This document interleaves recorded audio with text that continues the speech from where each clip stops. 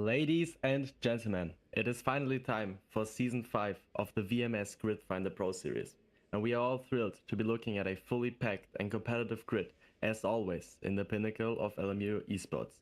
My name is Daniel Krylov, and I will be joined by our lovely Edward Hunter in just a matter of minutes. But for now, let's look at the drivers and cars competing at the Circuit de Barcelona, Catalunya in Spain. The 4.66 kilometer track placed just south of the metropole in Spain. We got 23 degrees Celsius air temperature. The weather is clear and track is also at 22 degrees Celsius. We got 25 minutes of qualifying coming up and a 80 minutes race here in Spain for the first round of our lovely Pro Series.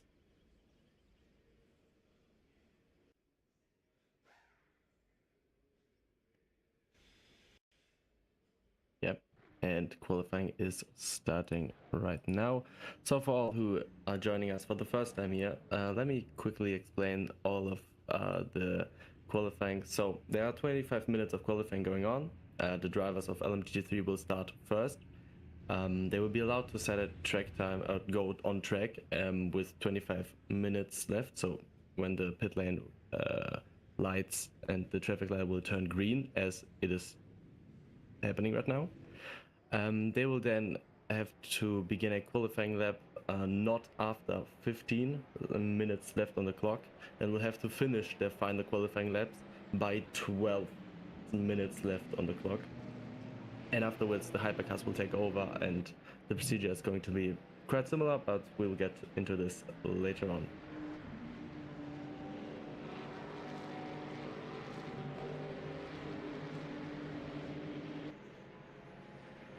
As we see the cars making up their way and preparing the tires. Of course, you know, in this game, in LMU, which is replicating the WEC series, the World Endurance Championship, there are no tire warmers, so especially in qualifying, all of the drivers have to warm up the tires properly. They have to swerve left and right to get the tires in a optimal tire temperature window, so it can function to the optimal limit and to the optimal and to be in the optimal conditions. As we see Marian Bessier making his way to turn 9, that is, onto the long back straight.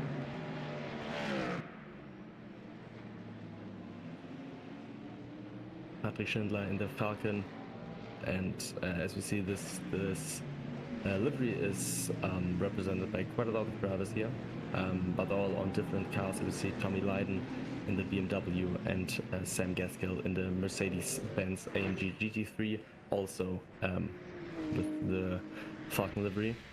And Jakob Ostermann is the first to be starting his flying lap, although do not expect these to be anywhere at the top of the timing screens at the end of the session, because the tires are still not up to temperature and still not up the optimal tire window. So this is also like a half preparation lap as he swerves through these tricky combinations here, going through Renault, trying to get all of the track available, braking just before the Goodyear bridge, staying close. And again, using all of the track, because you need to get all of the momentum, all bits of the track you have to use to properly get your rotation and acceleration onto the tarmac. From here.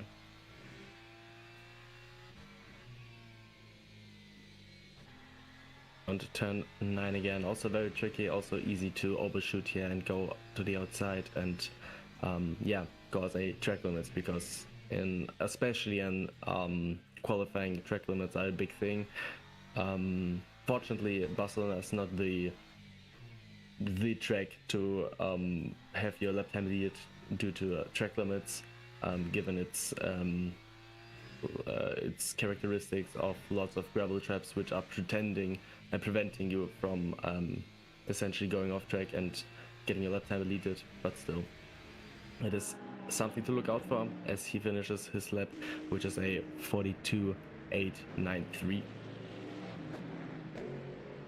which seems to be quite in the which seems to be quite alright given the other lap times. As you Thomas Leiden going 6/10 quicker already.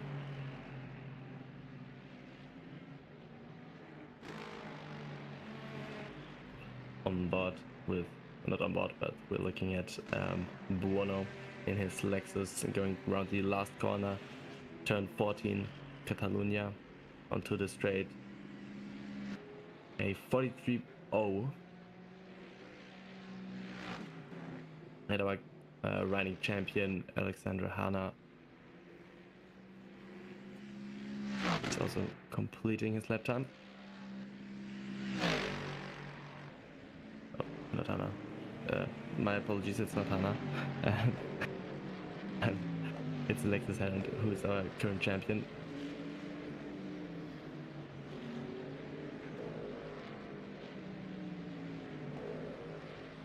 Riding about and looking at Thomas Leiden, who also in the first sector decimates his lap time by 6/10 already. So you see the temperature in the tires are going up with every continuous lap.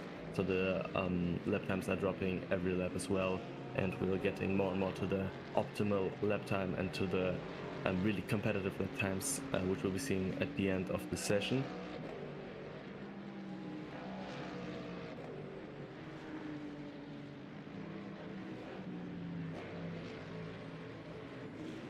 As Jakob Ostermann clocks a 41.053, which sets him on provisional pole position, and also Thomas Leiden and Sam Gaskell just sneaking in front of him, as we are joined now by our lovely Edward Hunter. Hello, Edward. Hello. Yeah, just got out of a previous commentary and just in time for GT3 quali as well. Sorry to force you to do the intro on your own there. No, it was always going to be a little bit tight there, but beginning of a new season. And look at that, a full grid, 19 GT3s looking to do battle. As look at Ostermann lighting up that first sector here at Circuit de Catalunya. Ostermann, who making his debut in the Pro split, which of course is the Grid Finder Pro split, the top split we have in a Virtual Motorsport Series. So that's encouraging. Albeit a lot of BMW runners this season, not least the reigning champion Alexis Hunt as well. So we'll have to see how the M3 gets on.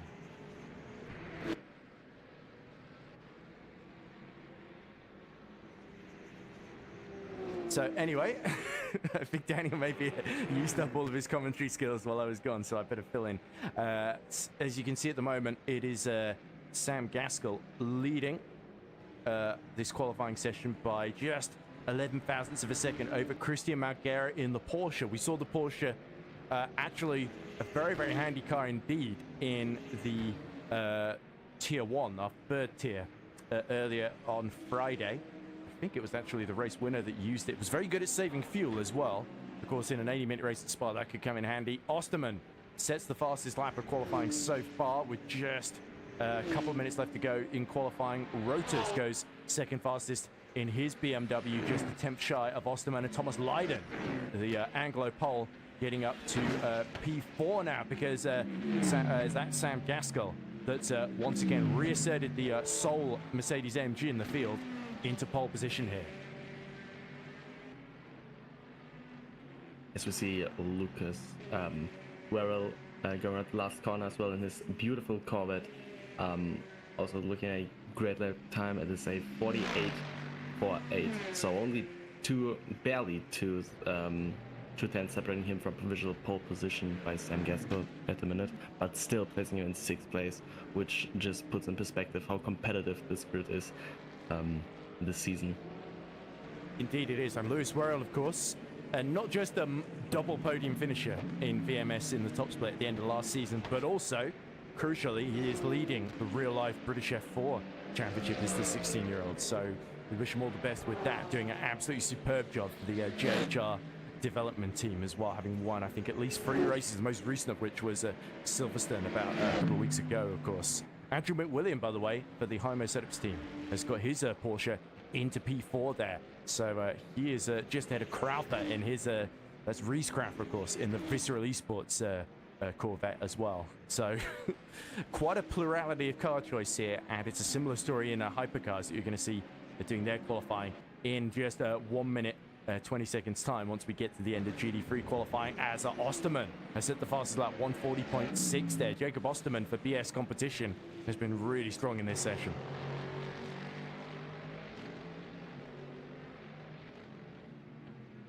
Oh, looks like Whitehead in trouble and going back to the pit, so he's abandoned that particular lap. Only a minute left, so Luke Whitehead, who was runner-up last season, and Tatum Restech esports driver, he is down in 12th position on the grid, so this is looking very, very bad for Whitehead in terms of his starting position. He is the leading Mustang, but the Mustangs really struggling. Schindler, Nashville, Clemens Keinzel, runner-up in the contender split last season.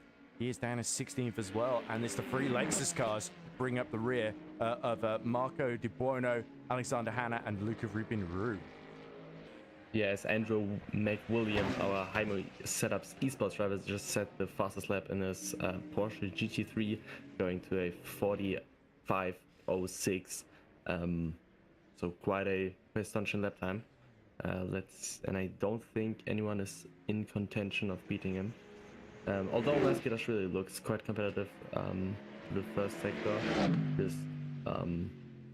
just being a bit slower than his last time, so let's see what he can do in the second and third sector. And Nashville currently just 0.03 of a second behind Patrick Schindler in the similar Mustang, but the visceral man Nashville, you may have seen, he was competing actually in the top split in hypercars, was finished 4th in the endurance race at Spa, and he won 2 of the contender split races in 499P himself as well. So he's, of course, his team, Fisher Racing Esports, sort of folded very sadly at the end of last season, but he's been very gratefully picked up by the Visceral Racing team. Nashville goes up to P13, and he'll be our final driver to cross the finish line there. So there we go, a good performance there from the German to be the almost the lead Mustang right behind Luke Whitehead. But there you go, confirmation of what the grid order is going to be. It is Andrew McWilliam in his first appearance for Hymo Setups Purple that takes pole position, just over a 10th ahead of Jacob Osterman. Sam Gaskell, our multiple runner-up last season, he's going to take P3 ahead of Luis Rotas. So 3 debutants in the top 4 here. Make that 4 in the top 5 of Reese Crowther in 5th in his Corvette. Then we have got Marine Bessier in hit the second of our Porsche 911s. The season 3 champion will start P6. Axel Ramenet, the Frenchman, will start P7 in the McLaren 720S, just ahead of Lewis Roll, embarking his first full season in the top split here. Thomas Leiden will line up 9th for Rico Kottkamp in the Aston Martin. The sole Aston Martin Vantage GD3 will round out the top 10. Christian Malguera will line up P11. Then it will be Luke Whitehead in 12th. Only 0.4 off pole, but that is a good 11 cars between himself and our pole sitter, Andrew McWilliam.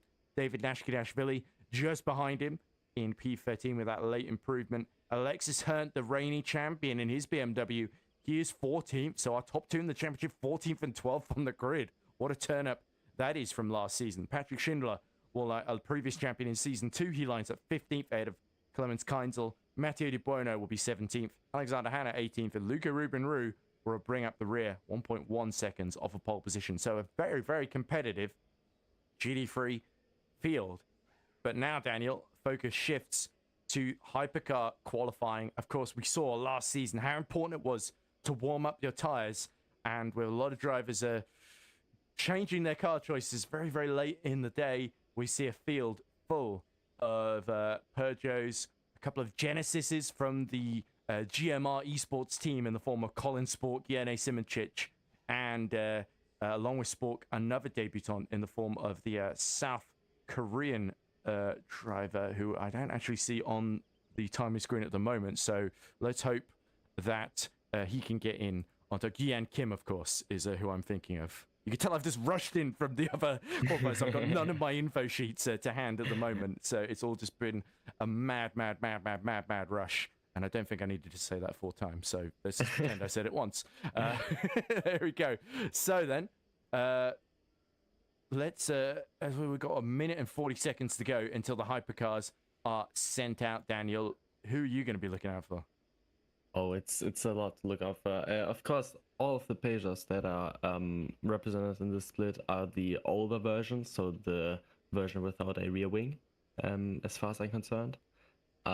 So that's a personal favorite of mine as a car. So I wish all of the Peugeots great luck. But we see it's a quite a mixed field with like 4 to 5 cars which are represented a lot. So we got the Cadillac, which is represented by 5 drivers, if my math's correct. We got the Ferrari, which is represented by 2 drivers currently driving and 2 reserves. We got the Peugeot, which are represented by 5 drivers. As we see the hypercars queuing up at the end of the pit lane, which they are allowed by 11 minutes left on the clock. And we see both GMRs, both Genesis, GMR 001. Also a car which I think everyone out there will be looking at, is looking at in the real world championship, the WC, but also in-game here in LMU. It's just a beautiful car, stacking 2 V4 engines to make a kind of V8 engine is just a work of art. The sound is a work of art. Looking at it is phenomenal. So let's hope that everyone will be competing and will be competing well and will get the head down as we are moving on, and as all of the hypercars are leaving the pit lane and start to properly get their tires into the right temperature window, because as it was in LMGT3, it is in hypercar as well. There are no tire warmers allowed. They have to work up the tires properly to get them up to temperature, which is, in my opinion, and I think not only my opinion, it's quite a factum, is a bit harder in hypercar than it is in LMGT3. Indeed it is, and certainly qualifying and a lot of the early laps in the races last season would certainly attest to that, as we see Johannes Price getting back on board the same Peugeot, or similar Peugeot to the one he drove last season, of course, minus the rear wing. I think there's a lot of research that's been done in the game, and a lot of drivers that feel the Peugeot without the rear wing is slightly faster, at least in a straight line, and that's what our Peugeot runners are banking on. But of course, you still got to get it through the corner somehow. There's quite a number of them here at Circuit de Catalunya, the Circuit de Barcelona Catalunya, to give it its full name. 14 corners exactly, but there's a very long start-finish straight where you're probably going to see the vast amount of overtakes in the race. So we talked a bit about Genesis Magma Racing esports, of course, and of course a real-life team principal, Cyril Abitboul, might well be watching them. They've got 2 big hitters. They've got Colin Sport making his debut in VMS, but he's been very, very successful in sim racing. He used to drive Alpine esports as well, and he's the 2022 Formula Sim Racing World Champion. And my very first season commentating on FSR, Colin Sport was the one that won, and Jenny Simic, a 4-time FSR champion, has joined the team for this season as well. And Sport will be the first to set a lap, Daniel. Yeah, he is, as he's also, like you see, swerving on the straight, which indicates his tires are everything but not up his optimal tire temperature window. So, like in G3, I think these cars will take at least this and also maybe another additional lap to get the tires near the optimal window, to get them working properly. As we see, he's correcting a lot. He's not going fully on the throttle, not being aggressive, being gentle with the tires to not overwork them at such a early stages of the qualifying, because the overworking of the tires at such point could cost them these last tenths of a second, which decides whether you're going to start from pole position or 10th place.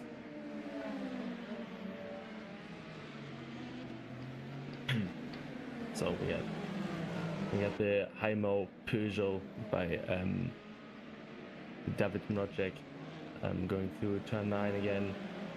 Also, like you see, trying everything he can to get his tires up to temperature.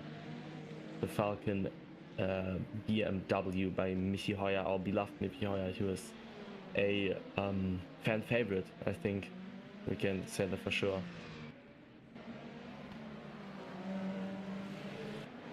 Also Alder Ercan, also in the Falcon Sim Racing Esports BMW, going around the penultimate corner. They're going to turn 14 in Barcelona, as Spork is the first to finish a lap. But like I said, these lap times are not near the competitive windows, and the next times will also not be anywhere near the competitive windows, as we see everyone is swerving left and right on the straights, yeah, to work up the tire properly.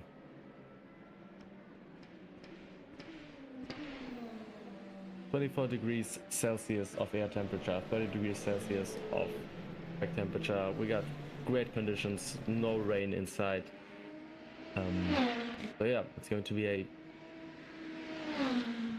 great race, I think, a great qualifying coming up.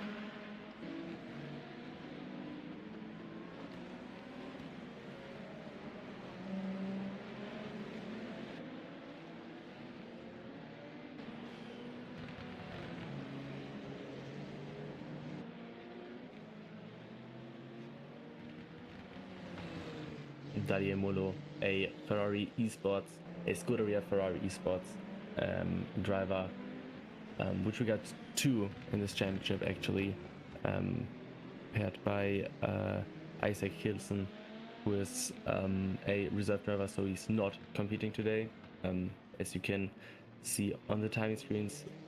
But yeah, it's great to have official representation in the Pro Series as well, as we see Spork setting a 32 point, no, oh yeah, it's a 32.5, but instantly being fastest lap by Ardea-chan, a 30.1.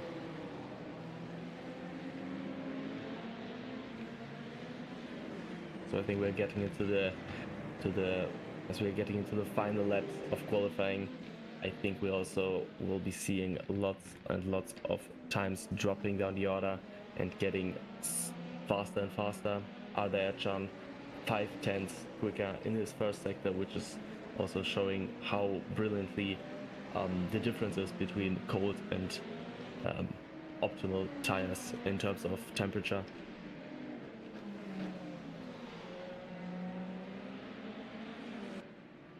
Colin Spark going around turn 9 at the moment. Right behind him is, and passing him right now, is Ardea-chan, who sets a phenomenal second 2, 4/10 quicker than, I think it's Gerhard. The penultimate corner. Of course, these corners are seemingly easy, but they are, in reality, they are really not. It's really hard to be on the limit because they're not fully flat out, as he sets a 28.955, which sets him a provisional pole position by just over a second of a lap time.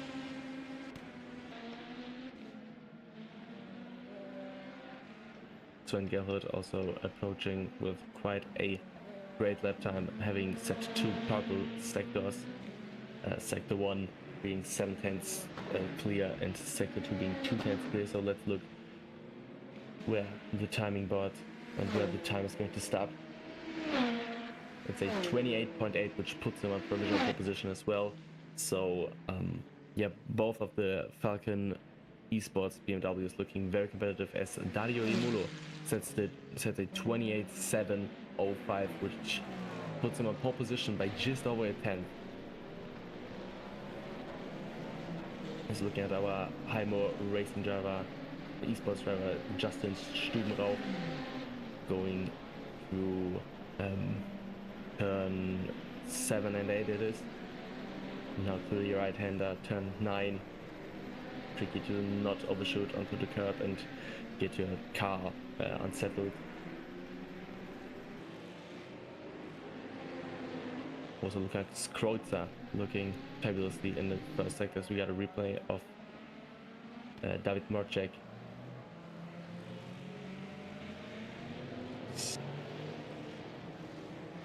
Essentially stopping, going to the grass at, that is turn 10 and 11.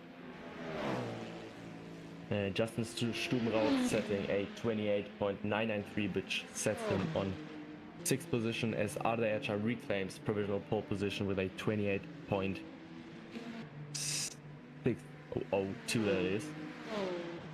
David Mojek going 12th fastest, and Sven Gelhut going fastest with a 28.487, which puts him on pole position, on provisional pole position by 1,000th of a second, with Dario Mulo setting a 28.488. That is truly remarkable.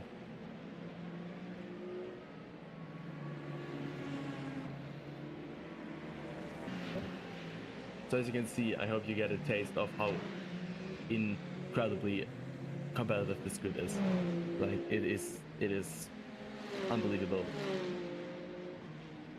Also, to put in perspective, the fastest of the contender series, so the gold split, is separated by 2,000ths of a second of average lap time by the last placed Pro Series driver in pre-qualifying. To put in perspective how close the difference between all of the drivers competing in all of the VMS is.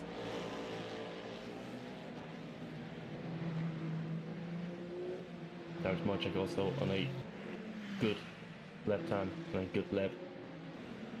Going about the penultimate corner. Now around Catalonia, turn 14. Roaring down the straight.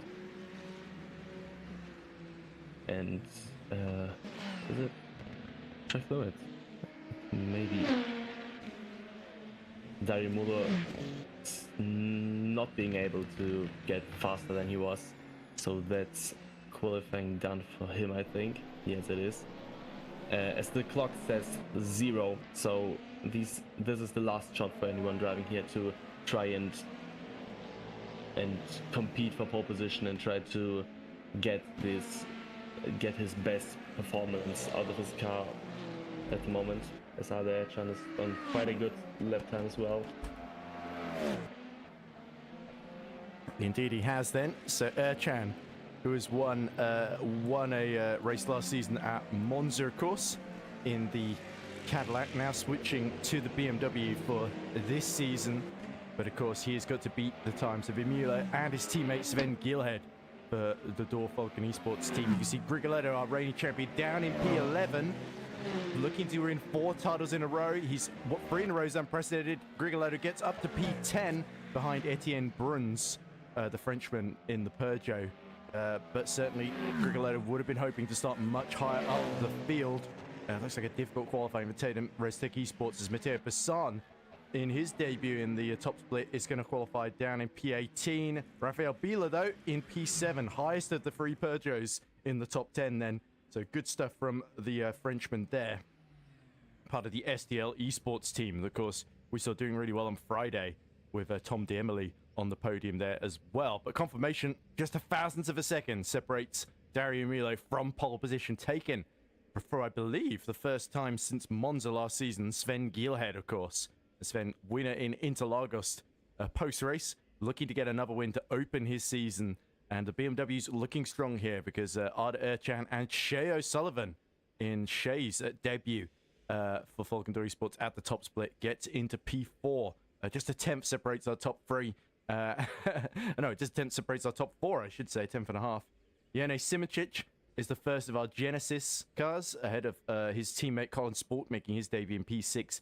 Then we have LSX's Rafael Bila in P7, Lucas Cruiser in P8, and Etienne Bruns in P9. The top 10 rounded out by Fabio Grigoletto, 0.478 off the pace, which may not sound like a lot, but it makes a big difference in the top split like this. Justin Stupenrauk, who of course made his debut at Spa last season, he qualifies P11. Marco Beltrami, our reigning contender split champion, he will start his first race in the top split for the first season in P12.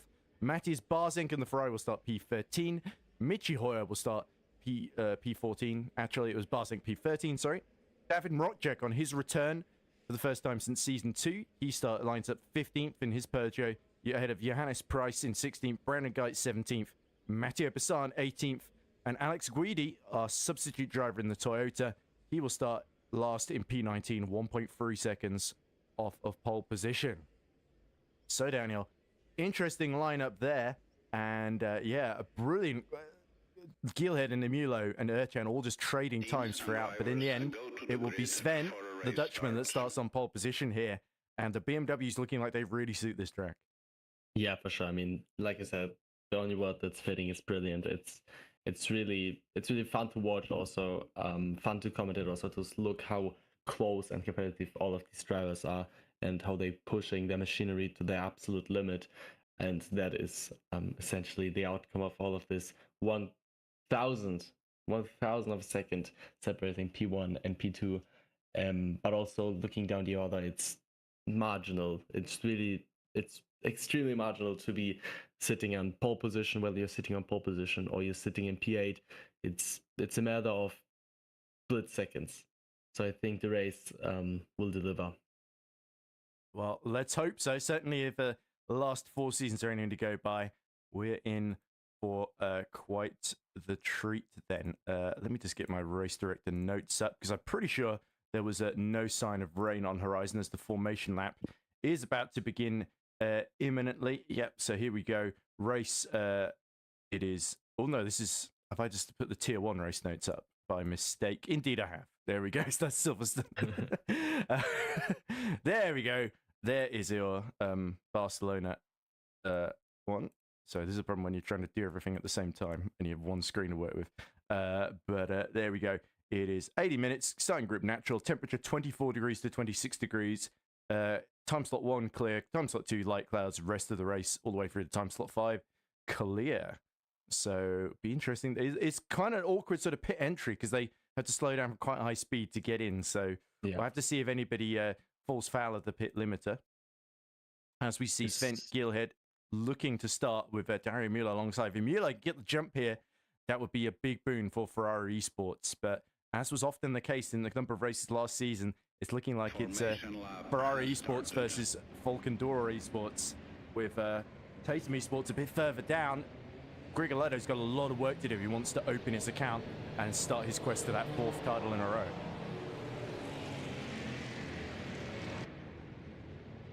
Sorry, I keep ending with a lot of rhetorical questions, Daniel, and that seems to keep catching you out. I'm sorry. It's been more like a one-sided conversation. So would it help if I just say your name at the end of a sentence to make it clear that it's your turn to talk now? Yeah, sure. Okay, right, I'll try and do that now. But anyway, Sven Gilhead coming through the turn 13, the Europa, and towards Catalunya, the imaginatively named final corner here at Circuit de Catalunya, as him and Emulo will lead up front. Andrew McWilliam and Jacob Osterman will, of course, lead the front row in GD3. Big opportunity for our newcomers in their first full season, all looking to make a mark. The one with the most experience, Sam Gaskell, of our front runners, lines up P3. Don't forget about Marin Bessier in 6th in that quite fearsome-looking 911, similar to the one that Andrew McWilliam in the Hymo setup car is using. So, towards the line, you saw some of the mixed tyre sets from some of the runners here, but a lot on mediums. Here we go. Sven Gilhead makes a break for it, and it is Emulo that immediately pulls the cut off the other BMW from Esports of Ercan. You can see the Genesis cars going wide either side. That looks like Simic and Spork going for the outside and inside respectively. 3 wide into turn 1. What's happening? It is Colin Spork that's gone off track, and so too has Emulo, but Gilhead has held on to the lead there. So Spork re-emerges in P3 side by side with Ercan, who will say Spork cut the track, and now Colin Spork, the Dutchman, has to reluctantly let Ercan through, but here comes Simic trying to go up the inside of his teammate and of Ercan, and Jene Simic in Genesis number 17 has to back out there. Exciting start here. Meanwhile, further back as we see Simic back up the inside of Spork, up the inside of Ercan, sorry, into turn 5 and 6 there. It is Jacob Osterman that has stolen the lead in GD3 from Andrew McWilliam there, and Reese Crowther has gone ahead of Gaskell into P3 side by side now. That looks like Andrew McWilliam and Osterman for the lead. Osterman trying to hold on around the outside in the BMW, and he's going to be put into the gravel at turns 6 and 7. And look up the inside comes Reese Crowther going for the lead into turn 9. It's 3 wide for the lead in GD3. My goodness there. How on earth did they all get through? Osterman incredibly holds on in the BS competition, but here comes Andrew McWilliam. He's not done yet. 2 of the Visceral Corvette side by side. That's Lewis Worrell going up the inside into turn 10 into P2 there. What a start from Worrell there, the 16-year-old leading in British F4, and he's now fighting for the lead here in the top split in VMS. Incredible start, Daniel. Incredible start. I'm lost for words, honestly. It's been a lead change of, I don't know, it's been a change of positions in the top 5 for all of the track, all of the lap, of the turns. My apologies. It's really a back and forth as we see. Krylov getting past Mitch Hoyer, and you see Etienne Bruns in his first appearance in the top split in the Peugeot, looking quite threatening. Etienne Bruns, I believe, a Visceral Esports driver. They haven't quite got the livery ready yet in that number 53 Peugeot. As we see Osterman across the line to confirm he is the new class leader, but he's still got Lewis Werrell 3/10 behind. Werrell fending off Andrew McWilliam for Hymo Setups. By the way, speaking of Hymo Setups, there is, of course, a sort of Hymo Setups driver of the race that we do need to keep an eye on, as we see a replay, I believe, of the start here. And this is what happened all in GT3. This is Alexander Hanna being pushed really, really wide and then being tapped around by one of the other Lexus cars there. I think that was one of the E-Race cars that's tapped him there. One of the races. I want the Lexus Hearn, was it, that hit him? That'll be quite. But no, Hearn's in the BMW, of course. So it must have been either Luca Rubinroux or Matteo Di Bono that hit him there. Anyway, completing third lap of the race comes Sven Gielhed, who's now pulling the gap to Dario Mulo. Mulo on a mixed set of tires. I believe he's got hards on the left-hand side of the car and mediums on the right-hand side. Colin Sport, having made an excellent start here, the Dutchman on debut, starting to challenge for Genesis Magma Racing Esports in that number 18. And Colin Sport, known for his fearsome pace, the Dutchman. So Dario Mulo, the Ferrari sportsman who has, of course, won one VMS Pro Split race so far in his career. He's got to see if he can hold on and keep himself in contention here, especially running a mixed set of hards and mediums. That indicates to me he might be trying to double stint tires at the first stop, as we see a move coming off of P6. Is that Marin Bessier being overtaken by, that must be, is that Luis Roters getting through in the BS competition, number 90. Marin Bessier as well in the BMW. No, Marin Bessier losing out to, I think that's Crawford that got through before, and that's Roters that's challenging him there. So a lot of red and white cars here fighting for positions here. So Crawford into P5, Marin Bessier in P6 holding on from Luis Roters. And what's going on here, Daniel? Yes, we see a replay, Ramone in the McLaren. And just hitting the back of one of the BMW Falcon Sport drivers and going to the gravel trap. Biden, I think, that he hit there. Yeah, it was. Oh, that's a big shame, because that was a great qualifying from Axel Ramone, and he's now right near the back of the field, at the very back, it must be said. Yeah. There he is. Meanwhile, the hypercars continuing to squabble with one another. This is on board with Erchan being pursued by Simoncic and Shea O'Sullivan. O'Sullivan still in play in P6 here, so we've got Falcon sim racing team cars first, fourth, and sixth at the moment, with Michi Hoyer down in P10. Julian away just behind Fabio Grigoletto. He's catching up to Stubenrang. Now, Stubenrang, another of our Hymo Racing setup drivers, who was very, very quick at Spa. Sadly, got into an incident, wasn't able to finish that particular race. But having switched from Peugeot to BMW, Justin is having a really, really clean start behind Rafael Vila in his Peugeot at the moment, as this is Bruns and Davin Morocek trying to go up the inside into turn 10 on the similar Peugeot. Morocek on his return from low down the grid has fought his way around the outside of Etienne Bruns and been pushed onto the gravel there. Oh, and that's how one of the Tatum Esports drivers got through. I believe that was that Beltrami and Barzeng that have gotten through as a result. So Morocek actually had gotten up into P12 and is pushed back to P14 quite literally by Bruns there. Bit of an interesting defensive move from Etienne Bruns. Yeah, for sure. I think this was me. We'll take a look at it as Lewis Werrell is setting a fastest lap, so he's really catching up at Osterman. Of course, all of these cars are separated by margins, and they're not trying to get anything to the other one, trying to do their best job as Spork and Imolo are approaching turn 1, as he looks to the inside, but is just not quite able to do a move into turn 1 and 2 yet. Yeah, you can tell a lot of the drivers are either using a little bit of virtual energy, or alternatively, they've set these cars up to be really quick down that start-finish straight, knowing it's the main overtake opportunity on the track, and that's why we're seeing them losing the back end at some of these corners, especially when the tires are a bit cold at the very start of the race, also when the car's big full of fuel to try and get as far into the stint as possible, of course, before they inevitably are going to have to pit. There's no way they're going to be able to do 80 minutes without at least one pit stop in both classes, it must be said, as there is Marine Bessier trying to get his own back on Rhys Crowther.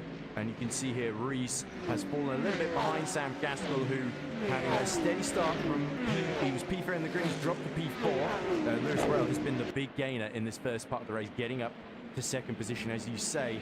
And Jacob Osterman has now stolen the fastest lap of the race back off him, going a bit 2/10 quicker than Lewis Royal on that previous lap. But Marine Bessier, the Frenchman, the champion of Season 3 2 seasons ago, stuck behind Visceral Esports' Rhys Crowther here in the Corvette here. The Corvettes of Worrell and Crowther looking very, very competitive here. We thought the Porsche 911 of McWilliam was the one to be in, and Marine Bessier was hoping the same, but at the moment they're stuck in the pack, not making progress. Somebody who has made progress from, I think, 12 on the grid is Luke Whitehead, who's right behind the BMW of Rotors in P8. So Whitehead has stayed out of trouble, jumped ahead of Leiden and Nashvili here, and is now looking in a really, really good position here to at least make further ground in this next 70 minutes of the race.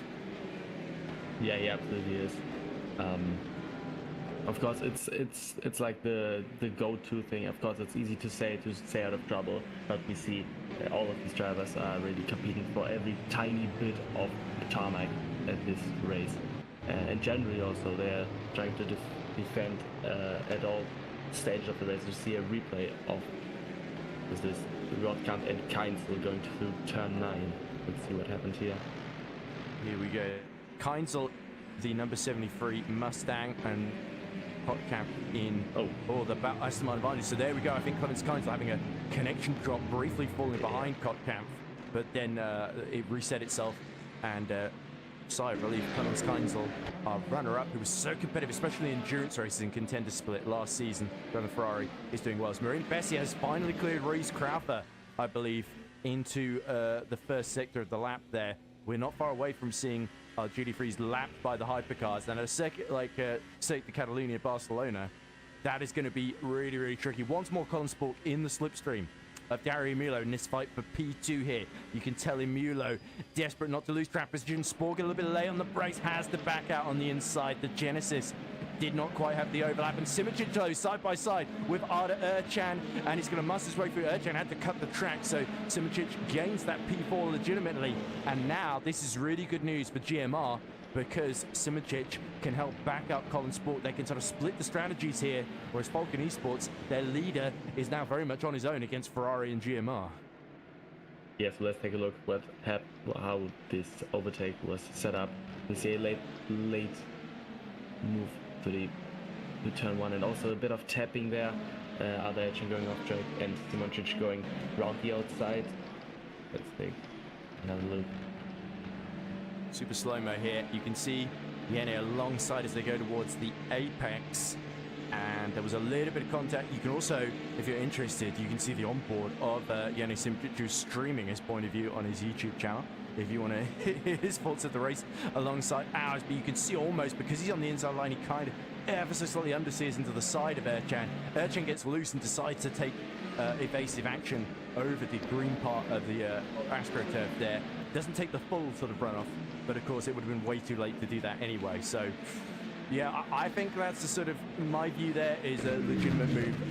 Tough look there from Simic. Ercan will have to fight back though. So we see more battling going on here for fifth position in sixth position in GT3. You can see Crowther having been overtaken by Bessier, now holding back Louis Rotors, Luke Whitehead, and Thomas Leiden, who's swerving around all over the back of Whitehead, looking up the inside into turn 4, and Crowther still defending. Whitehead now will have to hold on around the outside, but he's got a BMW in the way, nearly taps the back of Louis Rotors here, but now the Whitehead crucially will have the inside for turn 5. The number 0, of course, you don't often see that in VMS. I think it's more of a Damon Hill thing where he didn't want to take number 2, so Luke Whitehead going for number 0 and hoping that it brings him luck. So far, he's held on then to that P8, having gained it in the first couple of laps. But the action is really heating up. As you can tell here, Krylov having to get really defensive in the Corvette, having maybe qualified well, but we're starting to run out of tyres quite early doors here. Yeah, and it really looks like Krylov is defending against... Oh! And round goes Reese Krylov as Rotors dies up the inside into turn 10, and just as the hypercar leaders are emerging on the scene, that's exactly what they would not have wanted to have to deal with. You can see, oh, poor Domino boxed in the middle as they go through turn 13, and this is absolute catnip for Colin Sport then, who is going to position himself beautifully to the back of that Ferrari 499P as they go through the final corner. Mila has to get off the throttle to avoid the BMW Leiden. They pull to the inside of Whitehead, who gets ahead of Luis Rotors, and now holding off Leiden as well. Here comes Colin Sport to the outside. Emilio defending like his life depends on it. It may well do. In Maranello, they expect success, and Emilio just about holds on the inside, but look how hectic it's getting into turn 1. We knew this was coming. Leiden and Whitehead side by side for what is now 6th position. It's Whitehead up the inside into turn 3, but round the outside comes, I believe it's that Shea O'Sullivan just lapping them there. And oh, it looks like Bruns has hit trouble and dropped down to P11, so Etienne Bruns tripping up over the GD3s, I believe.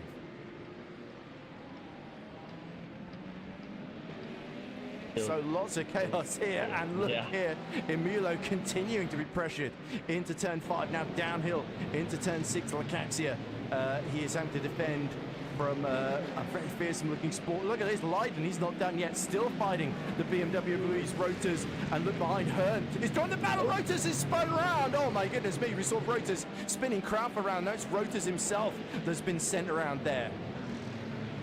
My goodness, what's going on here, Daniel? That's not a corner to me going too wide here. We see the Peugeot going to the outside, to the inside, and yeah, there's just... Oh, nowhere for Paul Leiden to go there. Yeah, it's just seemingly not enough space for him to... he has no chance of avoiding these rotors at any point here. So. Rotors then sadly falls to the very back of the field behind Luca Rubin-Root and Axel Ramanet. Reese Krylov fighting away with Mattia De Buono for 14th in class at the moment, as we see that's the Toyota of Alex Guidi lapping Thomas Leiden here. Leiden with a bit of a gap now to Luke Whitehead. So yellow in the final sector. So I'm not sure what's happened there. I think it's Lucas Cruiser that's hit trouble near the very back here. So there's Cruiser. Oh, the Peugeot sent sideways. Bit of a miscommunication with the Vulcan Porsche there. Is that Christian Malguera he was just lapping? So he's going around the outside of Malguera. Is that, I think, Matteo Bassan, the number 69, he's side by side with. Oh, there's the tap there. So Malguera, I think, a bit of a miscommunication between the two. Cruiser making his return to VMS after doing the contender split in the first season, sadly backwards in the wall. Yeah, and out of the race, Lucas Kreuzer is not going to be competing and driving here today. Of course, fully understandable with this kind of impact here. Okay, here's a replay of Reese Krylov and this is the Rotors incident. Yeah. Oh, so clumsy at such low speed. So I just tapped the rear left tire of the Corvette, and Krylov was sent spinning to pretty much the very back of the field, side by side with Alexander Hanna, his teammate, of course, in Virtual Motorsport Series. He just holds off the 45, but that put him down to 16th position. Krylov has since fought back to 14th, and this is again Rotors himself, almost a karmic justice, some might say, as he himself loses out and gets tapped in. So it's one of the Peugeots. Oh, is that the 54 that hit them there, I think? Whatever it was, they certainly were trying to avoid both of them as best they could up the inside. Just a messy situation all around, as now we look at David Mrocek in 13th position, trying to fight back against Marco Beltrami, the reigning contender split champion, who is himself chasing Etienne Bruns, who lost a couple of positions in the chaos of the lapping the GD3s. I feel like every time they lap the GD3s is going to be chaotic because there's so little space around here at Barcelona. It's not the ideal track. I mean, Le Mans, you've got plenty of time down the Mulsanne Straights to pick your moment lapping the GD3s. Here, it is just an absolute madness. Yeah, it really split seconds can decide if you're overtaking a G3 or if you're stuck in the gravel trap like we saw in a few occasions here as well. it's tricky, and it's kind of instinctive. You can't think of what to do as a driver. You must know what to do. It's really like a kind of skill you evolve. More trouble for Clemens Keitel as he had another connection drop out. Here he goes, the Austrian through turn 3. Still pursuit. Oh, he's going really wide. There we go. Connection drops. Is the 73 still in the race? I believe it is. Yeah, Clemens Keitel still in 10th in class behind Nashvili and ahead, although the connection is really on the fritz because it keeps alternating between him dropping down the field and coming back. But look at this. Colin Sport sets the fastest lap race, 129.5, 2/10 quicker than Dario Imulo here. All of this, the problem is Sven Giel now nearly 4 seconds ahead here. Even if the Genesis cars have got the pace here, being stuck behind Imulo, who's defended incredibly well, is compromising what they can do here. So do they undercut to try and get a car ahead, or the overcut in theory is the better strategy here around Barcelona, especially with the fuel and the refueling in play here? But look how close Sport gets through turn 4 there, as he's desperately just trying to shadow Imulo as closely as possible and force him to mistake. You can see his teammate Simoncic is now also starting to close in as well. Do you think Genesis Racing are going to be swapping their two drivers at some point, or while his first race of the season is every man for himself? So I suspect Spork, if he is told to move over for Yene, he will not comply necessarily. No, I don't think so. I mean, as an athlete and as a driver, you don't want to get beaten by anyone, but especially not by your teammate. So I don't think there will be any teaming things going on today. It's the first race of the season. There's no possible explanation for team orders to be involved here.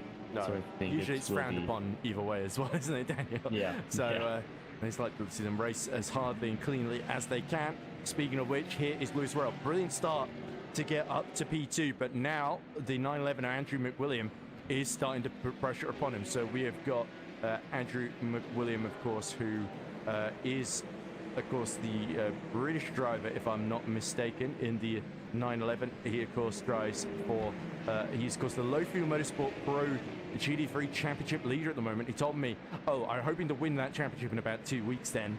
So him and Lewis Worrell have both got, well, Lewis Worrell's got the real-life motorsport experience, but it is McWilliam that has got all that Le Mans Ultimate experience as well under his belt over the past year and a half or so since the game's been out, really.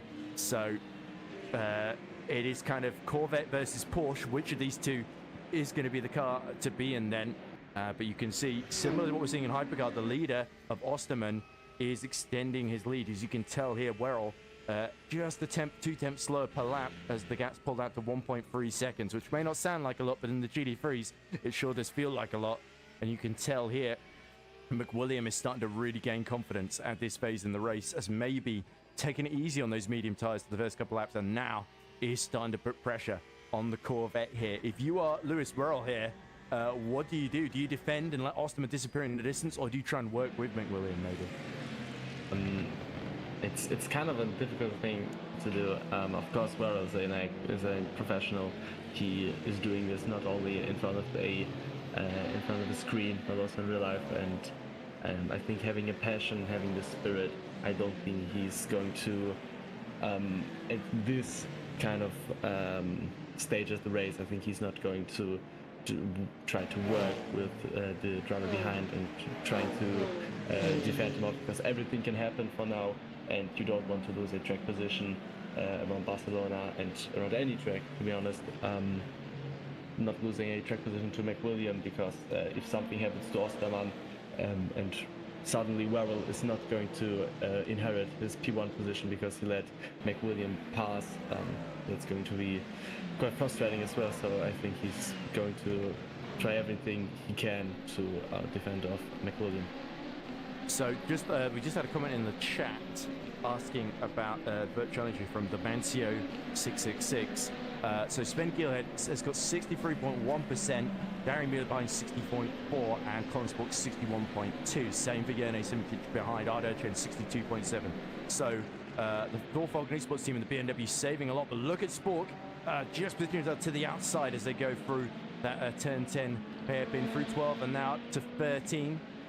You can see here Mueller having to get a bit defensive here and having used a lot of virtual energy to defend down the straight.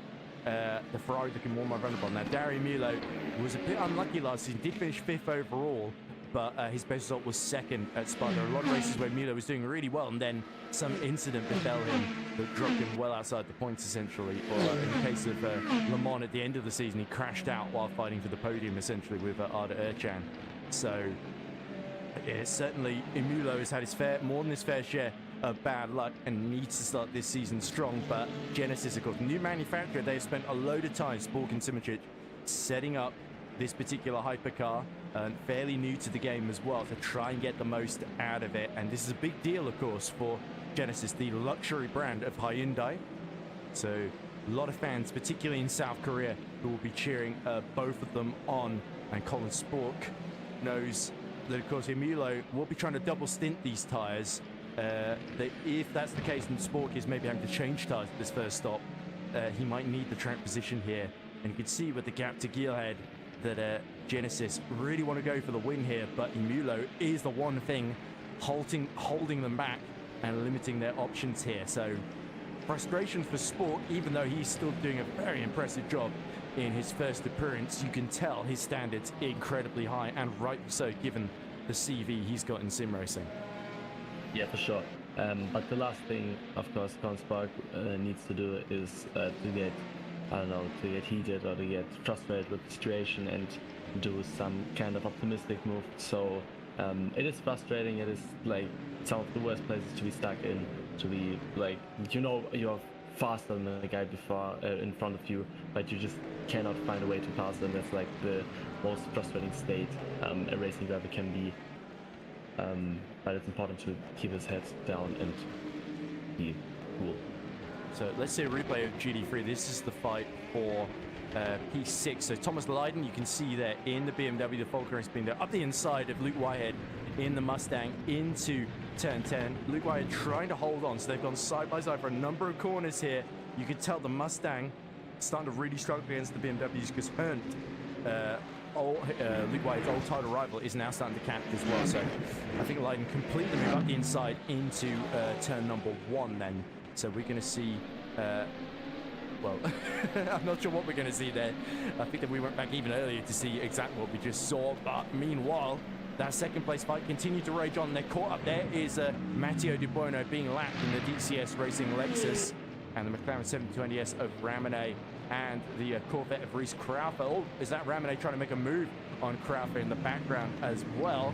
So Mulo, this is where the tension will be. He's got to thread the needle. Again, no room for error. One little slip up, and that's all the invitation Colin Spork will need to steal away second position here. So Ferrari versus Genesis, this could well be what we see in the real-life World Endurance Championship in a few years' time as well, once Genesis really gets up to speed too. You can see them at Le Mans this season as well, where they finished 13th in class. But look at Spork. This is his best run yet. They're side by side, staying well away from the GT3. Spork sort of boxed in the middle. Can he go the long way round? He's going to give it a go. Will Mulo run him out wide? Yes, he will. So I think Dario Mulo will have the inside for turn 3, but there's more GT3 traffic to deal with. He goes right to the outside just before Colin Spork can get the front end of his car into play here. They've thread the needle between Whitehead and Thomas Lydon there. And Mulo luckily just holds on there. But in all of this, Gearhead has maintained that lead of about 4 seconds. He's now dealing with the top 5 ahead of them. Oh, and there's Ercan trying to get his own back on Simičić, who's dropped back in all the traffic here a little bit. So Arda Ercan, we know that the energy situation, we are getting to about 50% virtual energy in the tank, although I think the GT3s are on sort of 54-55% essentially at the moment. And Colin Spork's through. Sport, you can see, it's going to the outside of Mulo. Mulo's got the inside into turn 10 though, and again you can tell there's Colin Sport trying to break late, trying to make an opening happen in to turn 13 there, but Mulo will not be intimidated. The Italian holds firm, and Colin Sport again stuck on. You can tell Sport getting impatient here and trying to make something happen. Oh, the inside of the final corner, that is risky. Almost didn't expect Mulo to be that slow there. Yes, as we see, roaring down the final of the main straight. Let's see if Spork is getting to see it on the inside. No, he's not. He's just not close enough. And Sport takes to the runoff. So he wasn't able to make that corner. The rear stepped down on him. And Simoncic now will fancy his chances. So this is really, really interesting. He's going to go around the outside of the number 45 Corvette. Oh no, that can't be the 45 because Hannah is in the Lexus, isn't he? So anyway, but while this is all going on, Andrew McWilliam, we saw battling with Lewis Worrell. He has decided to pit, so he's going for he's the first of our GT3 leaders to pit then from third on the grid as we see the number 94 Peugeot of Brandon Geitz in 15th position, trying to thread his way through the GT3. He's taking a lot of risks to capture Matthias Barzeng, who's about 2.5 seconds in front of him. So Brandon Geitz, winner at Silverstone last season in the top split, not having a great start to his season, but a long way to go, of course, for 8 races. Look at our second place fight. It is closed right in here. Sven Gielert now leads Emilio by 6 seconds. Then it is Spork, Simoncic and Erchan all right together here, and it's the Genesis cars that are right in the middle. They are the meat in this sandwich that is breaded by Emulo and Erchan respectively. The one thing we should keep an eye on with William, he's come out ahead of Clemens Keinzel in the penultimate class because Keinzel lost a couple of laps in all the issues he's been having with his connection, essentially. I think Keinzel may actually be out of the race, and McWilliam effectively lost on the road as Sport gets very close to the back of Emilio. But we've got to keep an eye on McWilliam's lap times here. He will have enough virtual energy to get to the end. 52 minutes, of course. He's got 98% now. But if his lap times, if he's able to clear ahead, undercut a lot of the cars ahead, then Lewis Worrell might be in a bit of trouble in that defense of second position. Meanwhile, here is the battle we're seeing for P11. That's Etienne Bruns with Marco Beltrami, and very close behind, David Mrocek in the Peugeot. Mrocek has been chasing Beltrami for a while. Beltrami trips over the number 89 BMW of Osterman, the class leader. That puts Mrocek side by side in the high-mo setups. Peugeot Stubenrack is in trouble. There he is, backwards in the gravel at turn 5. So one high-mo racing trying to make position, but the other, the BMW, stranded in the gravel there. So somebody's gone very wrong for Justin. Let's see what happened here. We're going through we're approaching turn 5 here. And it just realized on his own. Yeah. Shea O'Sullivan that Justin was ahead of. So he was in P6 when that happened. So that's deeply disappointing then for Stubenrack. Now falls to P17 ahead of only Matteo Passan, who's right behind him. Here comes Matteo Passan looking for the move. Not quite able to do so. But Passan, a podium finisher in the contender split up the inside. And with his tyres not being in the gravel, he's going to try and go around the outside. They go either side of the number 68 ERE Race Esports machine, and not quite able is Passan to make that position. So Stubenrack holds on to 17th, but that's going to be deeply disappointing because he's lost a lot of time in all of this. Meanwhile, Spork still cooped up right behind Emulo as our fearsome foursome fighting over P2. Emulo, you can tell, is losing about a 10th per lap to Sven Giel. He's matching the times, but if Spork and Simoncic could go faster, they're not able to really show it stuck behind that Ferrari, and you can definitely feel that the tension is really, really building here. Emulo defending as hard as he can. Spork not quite able to make something happen here, and if indeed he falters trying to make a move on Emulo, then Simoncic, his teammate, will take advantage. Both of them, a lot of attention on Genesis Magma Racing. They want to be the first to score a podium for that team, don't they? But Emulo is the thing that's really complicating things here. Yeah, absolutely. So Spark is really like on the back foot on two ends. Like he got Emulo essentially being the only thing preventing him to go and chase P1, which is like 7 seconds clear of him already. But if he makes one tiny mistake while trying to overtake Emulo, Simoncic is really hunting him and just waiting for him to make a fragile move and maybe resulting him into not overtaking 52 as we That's one of the Lexus cars pitting and coming out of the pits then. I think was that there must have been Luke and Ruben Roux, I believe, rejoining the order behind Andrew McWilliam. Indeed it is. There he is in the looks like not the Virtual Esports, it's the French Race Esports livery. But yeah, that just distracted Emulo ever so slightly, seeing the GT3 coming out the pit lane and allowed Sport to just move around in the wing mirrors there. But yeah, you could even see the second group of Shea Sullivan and Raphael Bieler 2 seconds behind. They're starting to just slowly catch this Emulo train as well. And we did expect to see trains forming, to be fair, at Circuit de Barcelona, because it just tends to produce that kind of racing, particularly in hypercar, where there's a lot more power and downforce in these cars. So then 48.5 minutes left to go. Colin Spork has got the fastest lap there. He's 129.5, but at the moment he's only lapping about a tenth quicker than Emulo, because there's just nowhere to go. Emulo using the hard tyres on the left-hand side of that car to good effect. He's the only one in the top 6 on this strategy. Rafael Bila and Fabio Grigolotto are also using it as well. So they are hoping to save some time at their pit stop and get to the end. But we might even see some of our medium runners in hypercar that have gone medium on both sides of the car try and double stint to get to the end here without losing time in the pits. So it could all really be down to the virtual energy the closer we get to the end of this one, to see who is on the right strategy. In terms of Andrew McWilliam, he's lapping the 142.2s at the moment, which is about half a second to 4/10 quicker than Werrell and Osterman then. So, of course, McWilliam is about 25 seconds clear ahead of him. In comes, that must be Justin Stubenrauch for his first pit stop after his trip through the gravel earlier.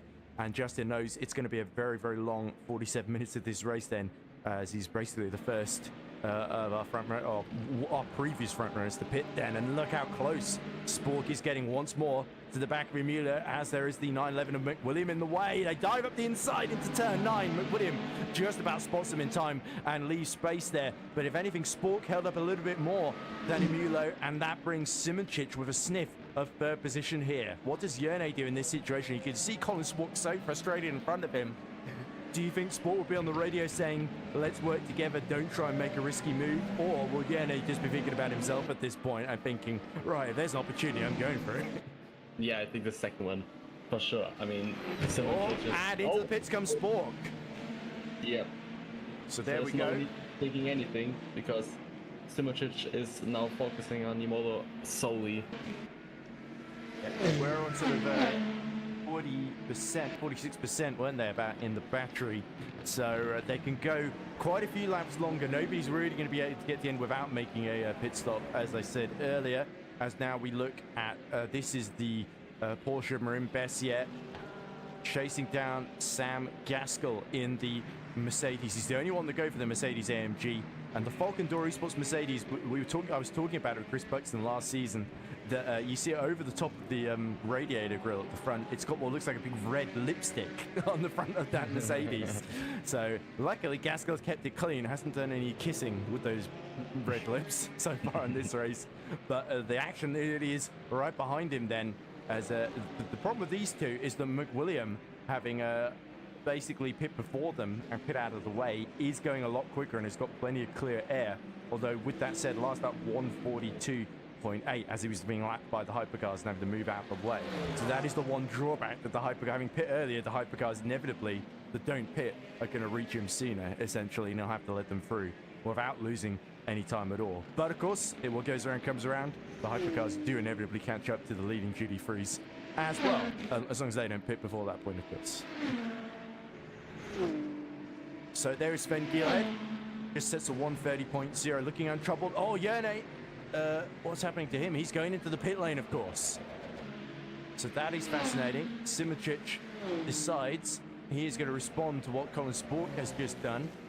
Spork, by the way, is in, I think he's outside the top 15, so he's not showing up on my time. There he is. He's 17th behind Matteo Bassan at the moment, then to the tune of 30 seconds then. So you would expect Simoncic to come out behind. Spork is just trying to warm up these tyres quickly. There we go, the number 17 being serviced. Of course, it takes the pressure a little bit off Emulo, but he's still got Erchan, who's immediately closed up to him, by about 6/10 behind him. So Gary Emulo, is he going to extend and try and overcut? As we see up the inside into turn 10 goes Marin Bessier, who's now got the inside for turn 12 on Sam Gaskell. So the Mercedes clearly starting to chew through its tyres here, and Gaskell is starting to be played out of the podium positions. Here come our Genesis cars. And it is Simoncic ahead then, but he will have to warm up these tyres. So Spork should get very close over the course of this lap. You can see Yerne tiptoeing around on these cold tires through turn 3. So where is Colin Spork? He is about 10 seconds behind then. So this will be really, really interesting here. Ashkashvili also pits in GD3. Yes, What do you expect to happen here, Dan? I mean, the gaps, as you see between Simonjic and Spork are really breaking down essentially every turn. So it's really going to be close at the end of this lap and also the next lap, because temperatures are going nowhere the optimal after this lap for Simonjic. It's really like a bit of crawling action for him. Yeah, so as we see, yellow flag. Yellow flag in sector 1. Is that someone just coming out the pit? Oh, it's Krylov that's hit more trouble. There we go in the Corvette. Oh dear, so as Krylov found himself in the grab. Oh, he's being lapped by Milo and Erchan, who are right together in the fight for second place. Oh, gets tapped by Erchan. So he sort of understeers at the inside and makes contact with Erchan. Erchan tried to stick to the racing line as closely as possible. Didn't quite leave enough room for poor Reese Krylov, who's been made a bit of a punching bag in this one, I think it's fair to say, as that is the Mercedes of Gaskell moving over for his teammate Gilhead. Of course, same number, the 44 on both cars. Not confusing at all, but they are in different classes, which does help differentiate Gilhead from Gaskell. Might begin with G as well. Anyway, so let's have a look at the state of play at the moment then. Where are our Genesis cars? Simonjic, I think, is still ahead of Spork by quite a way. So I think, there you go, actually about 5 seconds or 1.6 seconds between them. So Spork has now started to warm up his tyres. Well, he's warmed up his tyres completely, and Simonjic, I think, is still warming them on his second lap out the pits. Kotkamp is also pitting from outside the top 10, just inside the top 10, I should say, in the Aston Martin advantage, along with Axel Ramanet. There we go. That is Matteo De Bono just letting number 18 of Sport through in time into turn 6 there. So now it feels like both Genesis cars are going to try and undercut Nimulo for P2, and they're going to try and get both of them on the podium. But now you can tell here, Simonjic having sort of overcut Spork, who will of course put a lap less fuel in the car, but they're now thinking about fighting each other. Or, and crucially, Colin Spork has also put 6% more virtual energy in that Genesis as well to play with. So if he can close up to the back of Simonjic quickly, he will use it to try and get back through here. Yeah, for sure. I think it's again evolving to a three-way fight between Emolo and both of the GMA sports drivers, and yeah, I think we are quite in for a treat here for these drivers competing right now. Yeah, while we're waiting for Hilo de Mula and Erchan and the rest of the leaders in Hypercard to do their stops, now be a good moment to plug our sponsor, Hymo Setups, of course. Because, of course, Hymo Setups, there is a checkout code, which I can't find in my comments. There we go, VMS10 checkout if you want to get a discount on any setups, essentially. And, of course, we are looking, of course, for a Hymo driver of the day. Plenty of good candidates so far as we look at Dario Mulo. Certainly kind of a defensive driver of the day, as both Genesis cars have failed to make it through so far, but with the lap times that they're setting, you've got to think Simonjic last up 131.7, although Colin Spork is right behind him on the road, down his 16th position there, about 20 seconds behind Matteo Passan, so there won't be any hypercars to sort of hold them up in front for a while yet. So it really is down to whether anybody else in clear air can do anything other than those two Genesis cars. And also interested to keep on their laps relative to the times of Sven Gilhead as well. Meanwhile, GD3 Osterman, Lewis Burrell has actually kept him very honest, only about a second and a half away from him, and a good 5 or 6 seconds ahead of Marin Bessier. But the big danger man is Andrew McWilliam, who is about 26 seconds off of Rotas in P15 ahead of him. Andrew McWilliam continuing to lap very, very solidly in that Porsche. So it is going to be nip and tuck whether overcutting, putting less fuel is for the Osterman and Worrell is going to be enough to get them out ahead of McWilliam here, who's making full advantage of that clear air. 39 minutes to go. It is really just a matter of how these strategies are going to play out here downhill. And certainly Arda Erchan is really going to have to pull out something spectacular here to get one over on Imula. He needs a duty-free traffic, I think, to help him out here. Yeah, I think so too, because it is really tight. We saw how Spork was essentially doing everything he has in his little toolbox to get past Imolo. So I don't think it's going to be any different for Ercan. I mean, closing up is one thing, but getting really past, especially on this track, is a entirely different thing.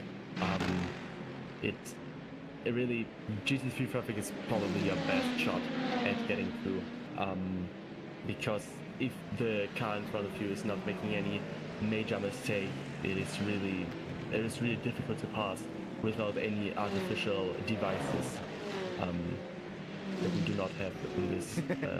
Well, I mean, it's sim racing, so, I mean, artificial devices, it's kind of like the name of the game here.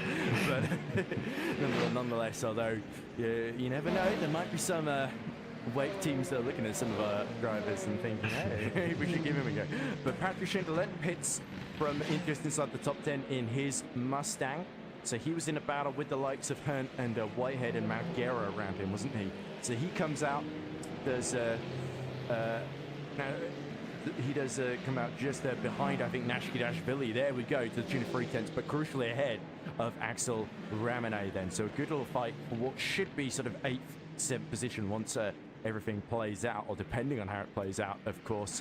You can see on that timing screen then, we are not far away, 37 minutes to go from our leaders having to come into the pit here. But Sven Giel pulling as big of a gap as he can, because he knows the threat from the Genesis cars will be quite considerable here. I think can't quite see the lap time. I think Simic setting a 29.8 last time around, which is very competitive, and he's still ahead of Colin Spork, I believe, just in 16th and 17th respectively, as we now watch Ercan and Emulo. What battles they've had over the past season and a half or so. And Dario Emulo has really quickly emerged as one of the stars. But Arda Ercan, of course, started out in the GD3 category, one of the very, very few drivers on the next Huben to win in both categories. And as you see, Emulo held up through turn 9. They're going side by side into turn 10. There's a move going on just ahead of them. And Emulo dives up the inside of Alexander Hanna and right into the path.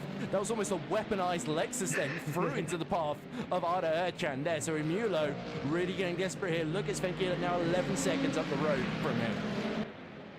What do you make of that, Daniel? I don't know.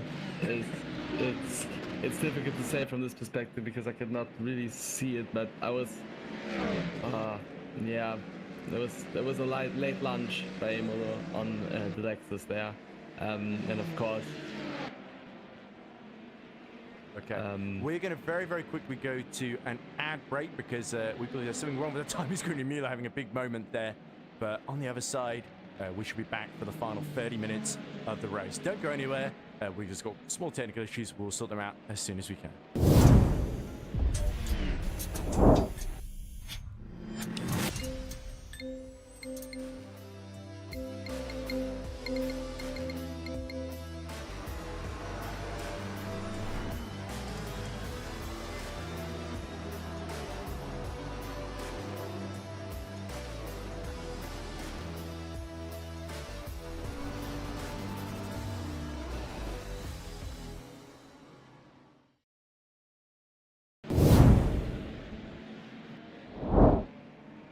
Okay, welcome back to Circuit de Barcelona. As you can see, 34 minutes to go. Sven Gielhed is 12.7 seconds ahead of Dario Emulo. And then Arda Ercan tucked in right behind him. You can see there, 16th and 17th are the two Genesis Magna Esports cars of Simic and Spork, who have both pit. I think Simic's still ahead of Colin Spork, if I'm not mistaken, and they should be, once the leads pit, they should be right in contention, but it depends whether the overcut is the strategy or not to go here. As you see in the background, Shea O'Sullivan being closed in by Rafael Bila as well, in what is currently the fight for P4. Fabio Grigolotto, by the way, has kept himself just about in play as well, as I believe we have finally got timing screens back on our end, Daniel. So that is very good news indeed. And yeah, confirmation Simic's still ahead of Colin Sport then.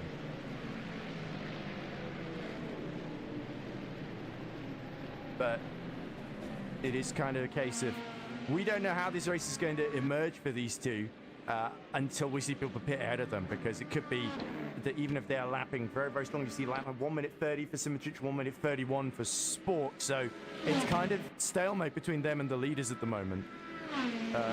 Meanwhile, we are seeing, I think McWilliam has gotten up to P9, about 24 seconds off of Rotors in front of him. So McWilliam was on a bit of an early charge, but the lap times starting to just plateau a little bit there as we look at, that's Lewis Worrell, keeping Osterman very honest indeed. Look, 70% virtual energy for Jacob Osterman, so we're not far away from our leading pit stops. Alexis Hern, he has had enough and has dived the BMW into the pits then, as we look at McWilliam in 9th position, desperately trying to maximize this undercut here, but it's that's one in the sort of high 42s then. He's got to hope that those ahead really start to just run out of tires in the end of this stint and he can undercut them.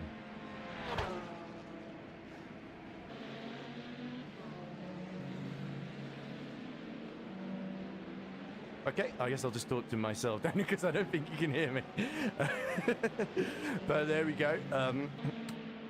The duty-free panel will, of course, be raging on Lewis Worrell on course at the moment for his best result, and Osterman looking for a win on debut, of course.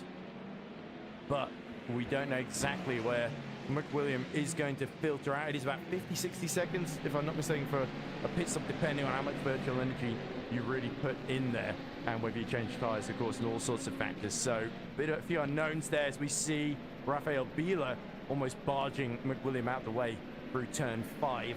So Biela has got his sights set on Shea O'Sullivan on Shea's debut as well. Great to see O'Sullivan only 1.8 seconds behind his teammate Erchan as well. And there is Geelhead yet to come into the pits. You can see the virtual energy there. It's just about getting towards 10% or so. So remains to be seen if anything's going to happen on that front. Anyway, Daniel, are you still with us? I'm back, yeah, sorry. Okay, so because I don't know if that's you just being really shy or no, you having a genuine issue. Yeah, anyway, no, I think we missed a move there in all this confusion, because that looks like Emulo's made a mistake and Erchan's gotten through here. Talk us through this one, Dan. Okay, yeah, that's again the approaching turn 10 here. Oh, and it's a rear lock, I think, or it's generally a lock on the left-hand side of Imolo, which puts Archan in front of him, and that's what I was talking about. Either a GT3 traffic or a major mistake. Like the only options to look out for. Oh, that was, I think, was the rear left tire, because he was like, his rear was a bit wobbling all over the place in the braking zone, if I'm not mistaken. Yeah, definitely the rear is locking, and in the end, Erchan, it's quite easy for him ultimately to get through with that one mistake. Emulo will be kicking himself a little bit, but he can't afford to dwell on that, because O'Sullivan now is within 7/10 of him and looking to take advantage as he aggressively laps the Lexus, the BMW, sorry, that's Rotors, just trying to get out of the way in the number 90 that was in contention for the podium early doors and is not having a particularly, well, he's in P7, he's recovered okay, but certainly would have been hoped to be a bit closer to the front runners in this one then. Exactly half an hour to go now. Geelhead's lead 12 seconds. So Erchan lapping in the 30.2s, but he's not really making inroads here.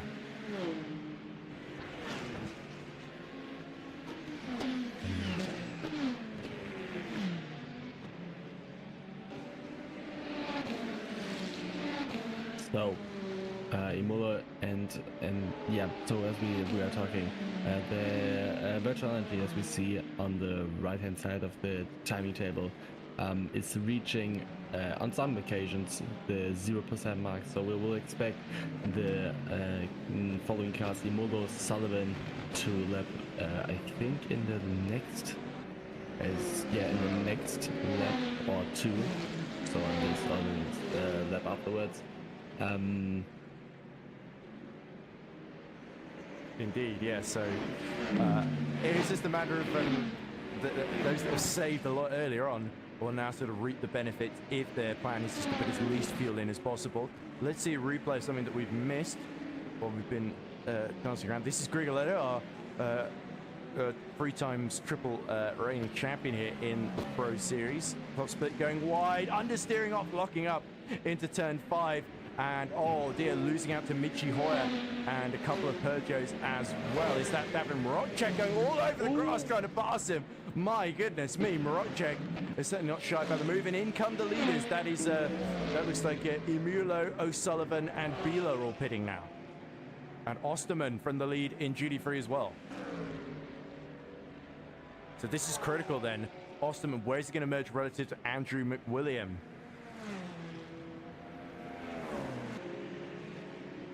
There is McWilliam, so it might be difficult for him to get through here. I'm not sure this strategy is necessarily going to put him in the lead, but he could still be in contention for the podium. There we go. Osterman is already down on the jacks and leaving the pit lane with enough energy to complete the race. Through the final corner comes Andrew McWilliam, but I think he's going to be too far behind Osterman. Here we go. Osterman just getting to the end. He's about 4 seconds ahead then as they go into turn 1. And Lewis Royal has got to hope he is somewhere in the middle of those 4 seconds once he re-emerges, as there is Dario Emulo just leaving ahead of Shea O'Sullivan. Then where are the Genesis cars? I think they are very much ahead in the order now. There we go, 14th and 15th for Simijic and Spork. Oh no, they're ahead, sorry. It's Emulo, O'Sullivan, 11th and 12th. Beeler in 13th, then Simijic, 2.5 seconds behind, with Sport in 15th. So Genesis really gambled, and this has not worked out for them at all, really. No, not at all. The undercut was seemingly the worst option here. So they are really separated by, I think, what is that, 3 seconds? Simijic to... Well, of course, Beeler will have to warm up his tyres here, but yeah, Beeler and O'Sullivan and then Emulo, they're going to have to pass them one after the other, which is easier said than done. And yeah, we even saw with Sport, he emerged behind Simijic and wasn't really able to challenge him, as we see Grigoletto now pitting from what was fifth position. And here is Marocek, who is finally released after that crazy attempt to pass. Certainly Darren Marocek is not shy of a few spectacular heroics here and there.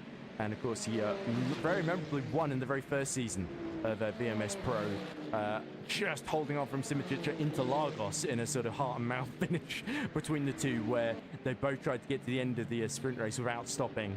And it was, in the first part of the race, it was Marocek pulling away in the Lamborghini. Second part of the race, the BMW, Simijic closed him in and was just less than a tenth shy, I think, over the line.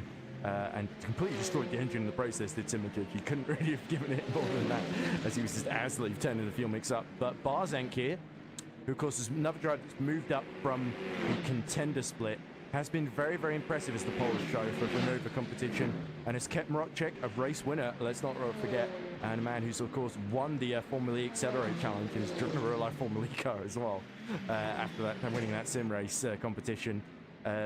Barzenk has very much kept him honest, for his countrymen honest throughout here.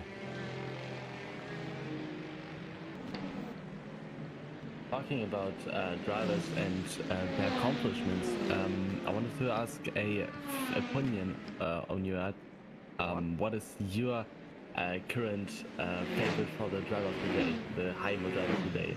Oh, there we go. Etienne Bruns pits in, so that will be interesting. Barzenk as well, both from behind it. I think Bruns was ahead of Marocek, wasn't he? And looks like Brandon Geitz also visiting the pit lane. Can you pick one from each class, or is it just one overall? I don't know. I think it's an overall. Yeah, I know. I'm tempted to say Lewis Royal because that amazing start, which was one of the spectacular moments there. But there are a couple of other candidates as well. I think Emulo's defensive driving has been very good. He's still sort of in a net third in this race, depending on where Ercan comes out here, I think. Emulo then goes back up to P5 as Geitz, Bruns and Barzenk are serviced.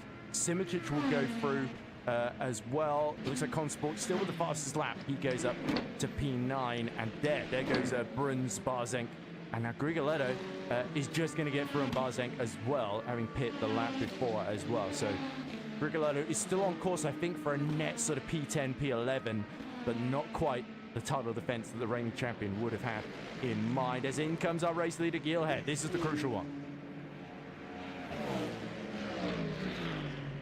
So he makes his marks. And you remember he had that 12-second margin over Ercan, who's just coming in now.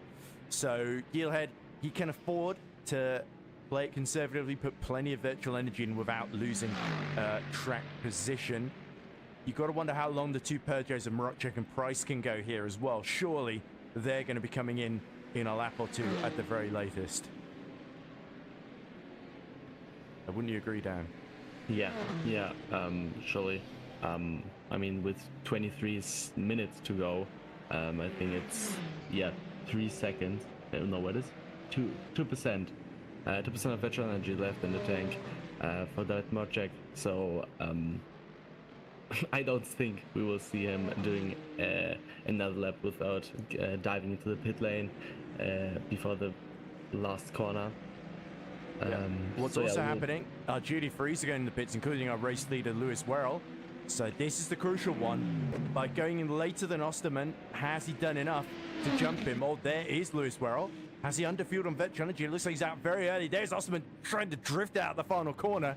But the BMW, it's going to be very, very close between Lewis Werrell and Jacob Osterman. Osterman is behind that Peugeot. You can just see going through screen now. And I think Lewis Werrell is going to emerge into the first corner ahead. But it's going to be the BMW. Huge run-up coming out just a second and a half or so behind. 1 second, I should say. There we go. So excellent strategy from Lewis Werrell, and well, he's making an even bigger case for him to be driving the day. He's in the net lead at the moment as we wait now for Thomas Lydon to pit out of the lead. So that is impressive. He has done a superb job, really consistent, never gave Osterman a moment's rest, and clearly he was saving fuel for this moment. Yeah, what a tremendous act of strategy by Werrell. Tremendous act of driving as well, not to compromise on that. It was just overall, for now, a great performance, but there's still 22 minutes left to go, and I don't think Osterman is going to be fine with finishing P2, so let's see what Osterman can pull out of his toolbox as we see the Hymo Setup Esports Peugeots being serviced in the pit lane, as we were talking about prior to this lap. Yep. Johannes Price also being serviced behind him. So that resets the order for the final 21 minutes in Hypercar. Lydon also pits as well. So Lewis Werrell is going to now try and escape up the road into the lead then. Lydon, of course, pitting later than anybody else. That will help him as well. Potentially in his fight, he might be actually fairly close to McWilliam on exit here, as we see Shea O'Sullivan sort of having the Arda Ercan experience of being stuck behind Dario Rimulo here, and he's going to try and force the Italian into a mistake here. But of course, with the Genesis cars getting the strategy wrong, essentially, this is the fight for the final spot on the podium. It is currently, we haven't made a big deal of this, the Dorfalk Esports 1-2, and Shea O'Sullivan is trying to make it a podium lockout here. Only Dario Mulo can stop them now. So all more pressure on the Ferrari Esports man, Rafael Biela. Oh, look in the background. Up the inside goes Simic. So Biela didn't go great. X out of turn 6, and through goes the Genesis of Jernej Simic. Then side by side again. Biela tries to brake. Late does the Frenchman, the LSX driver, in to turn 10. It's side by side for 5th position here, but it is the Genesis ahead, and Simic now trying to at least recover some pride and fight for that final spot on the podium. If Emulo can hold up O'Sullivan, Simic could still have a chance of getting through here, but he has got to be inch perfect as Biela now falling into the clutches of Colin Spork.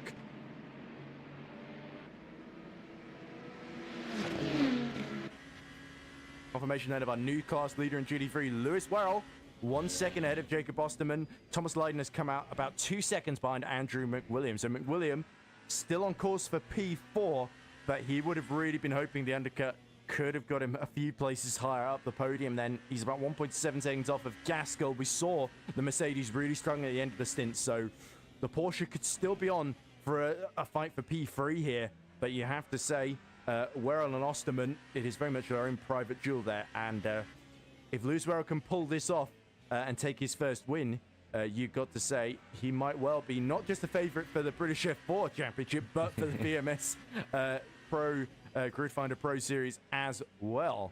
And now we ride on board with Jernej Simic in the Genesis Magma Racing car, chasing down Shea O'Sullivan in Shea's debut, and Dario Mulo starting, of course, his third season in the VMS Pro Series. A bit wide on exit for Dario Mulo, and Shea O'Sullivan not quite able to get the drive out of the turn 10 hairpin. It's a sort of not really a hairpin anymore. It's kind of a really, really constant radius left-hander, essentially. As now we go into the really fast final 2 corners. Into Catalunya we come. And we ride down board with O'Sullivan. Then you can see Emilio trying to break the toe. And the BMW of Shea O'Sullivan trailing all the way. It's got really good straight line speed and top speed here. Both of these cars, to be honest. And you can see in the background as well, Rafael Biela, who has never finished higher than 7th in the top split here. Now under pressure from Colin Sport, the 2022 FSR World Champion, the former Alpine Esports driver in his first race for Genesis Magma Racing, trying to get into the top 6 here. He's got the fastest lap to his name. The speed has been there. The strategy has given him a lot of work to do at this point in the race. And once more, we are witnessing the Dario Mulo train in full effect here, Dan. Yeah, absolutely. I mean, it's kind of a one-to-one copy-paste from what we saw all race around, just being moved up and moved down 1 position. So Imola defending P3 instead of P2. But what an act of defense! What a race Imola has shown us, dealing with pressure. And yeah, we saw this. That's again Marco. Sorry, Matteo Di Buono trying to get as far out of the way as possible. Don't think Marco, his brother, who of course won the final race of last season. Oh my goodness! And there goes around the Peugeot of Rafael Biela. Biela, I think, has made contact while trying to lap Di Buono, and it has lost out badly there. Frugo's Sport, Frugo's Michi Hora as well, who's had quite the fight back himself in this race, gained 8 places from where he qualified. So what happened here, Dan? I think Biela was just really desperate here on the outside. Oh, Sport was up the inside. It was actually contact with Sport. Yeah, it was. There we go. It wasn't Di Buono's fault at all. I apologize for that one. Simicic, by the way, has passed, I think, Shea O'Sullivan while we've been distracted, essentially. But so, Imola. Oh, dear. Here we go. So Shea O'Sullivan's trying to make a move on Dario Mulo. Diving up the inside into turn 1. Is there contact between the two? Yes, there is. Oh, no, and another car gets spun around. Oh, dear. So lucky for Simic, both our 3rd and 4th place drivers took each other out. Essentially, contact between O'Sullivan and Simic on the exit there as well. Shea O'Sullivan sort of barges Imola out of the way, and Emilo's very stern defense of 3rd position comes to an end. It's just heartbreaking for Imola, doing such a, all race around being consistent, just one slip up with Ercan, and now being in 6th position is, of course, yeah, it's just heartbreaking for him after doing everything he can for essentially an hour and 5 minutes until now, and being left at P6 behind behind the car he's been dealing with. Move going on between our 2 Peugeots. Biela, muscles his way up the inside for turn 13 on Etienne's Bruns there. So the 2 Frenchmen in the Peugeot. Definitely Biela is not messing around after being punted around in the contact with Sport there. And you can see there just in front of them now, Davin Rockcheck in the leading Peugeot 9X8.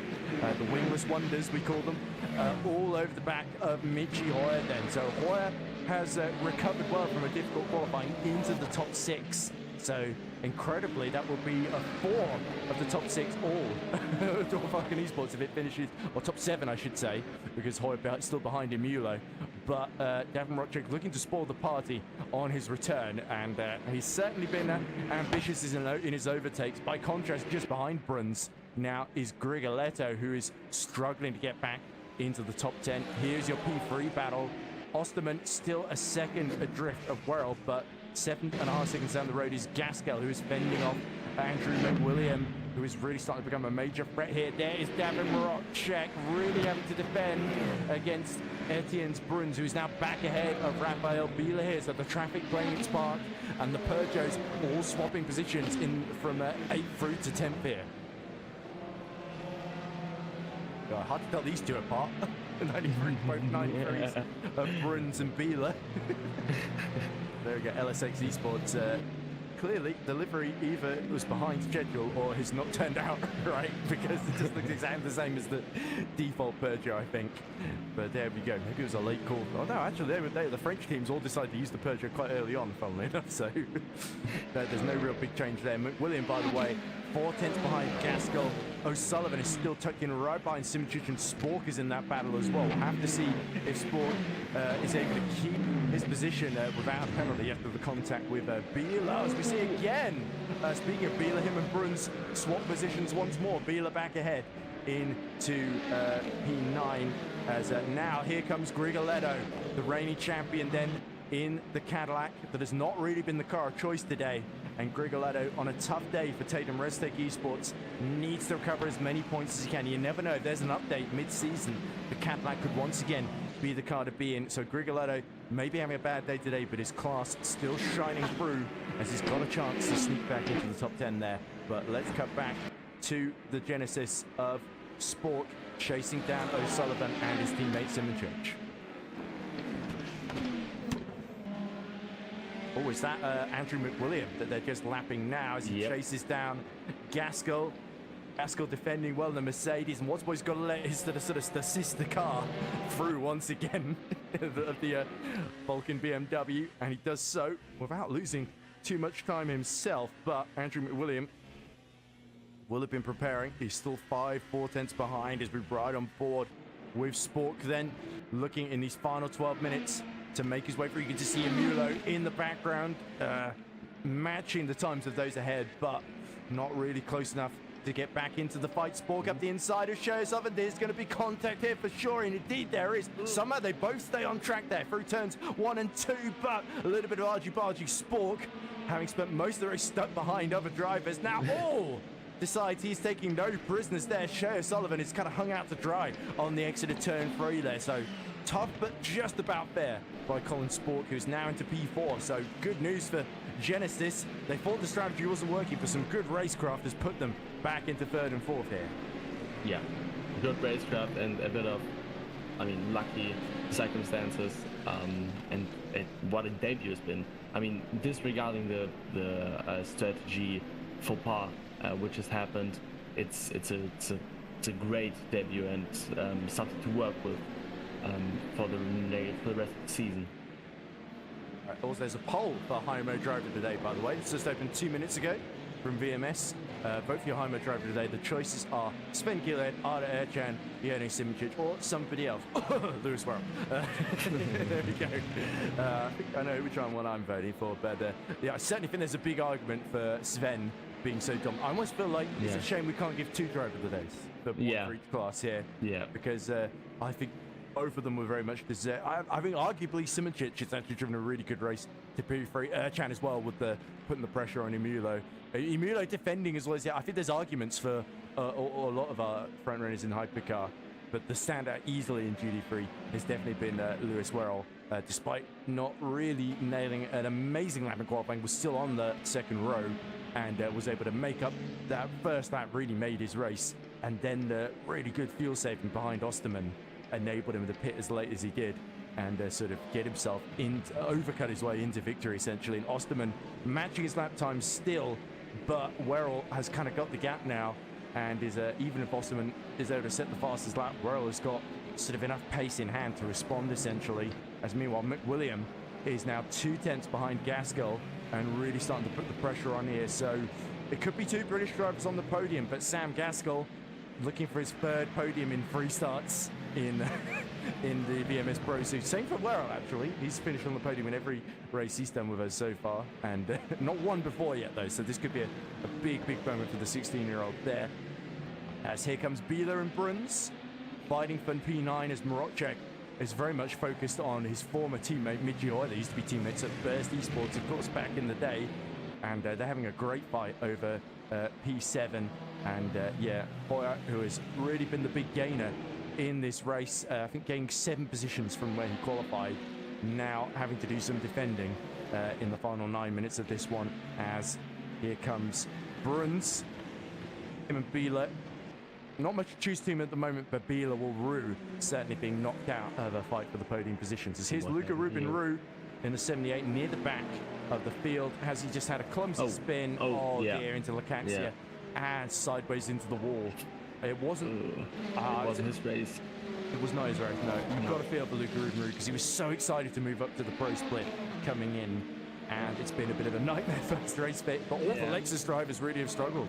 Highest one is Hannah in P15 then, so it's kind of the luck of the, I don't want to say luck of the BOP or luck of the draw, because they did get to choose their cars as well. But of course, they will have to do at least 3 races before they get to do their 1 allocated driver change of the season. And look at Bieler really struggling through turn 5 there. That could allow Bruns a little sniff of P9, but he's a little bit too far back to take advantage then, as you see there. McWilliam still pressurizing the back of Gaskell, and the problem with McWilliam having pit so early is he's got much older tires than Gaskell, so the Porsche's got the pace, but McWilliam went really aggressive with the strategy, and at the moment the drop off for the Mercedes is not quite enough to let him back through. You see just in the background as well as that Marin Bessier challenging Leiden for 5th. So Bessier in his 911, and I think he pit a lot later than McWilliam. He is going a lot more quickly in the fight for P5. But Leiden, we know that BMW driver. We've seen Leiden defend before, and he can be quite skilled in that department. So Bessier, the Season 3 champion, going against a race winner in Thomas Leiden. He will have to have his wits about him here, and he'll have to set this one up in advance. As we see, is that I think that's either Bassan or Beltrami coming through to lap them in the Cadillac, but neither of them having a great race, both of them outside of the top 15 at the moment. And here we go, that is Bessier, who's dived up the inside of Leiden, going into the final corner there, so taking advantage of a little lapse there, but the BMW's got the grunt.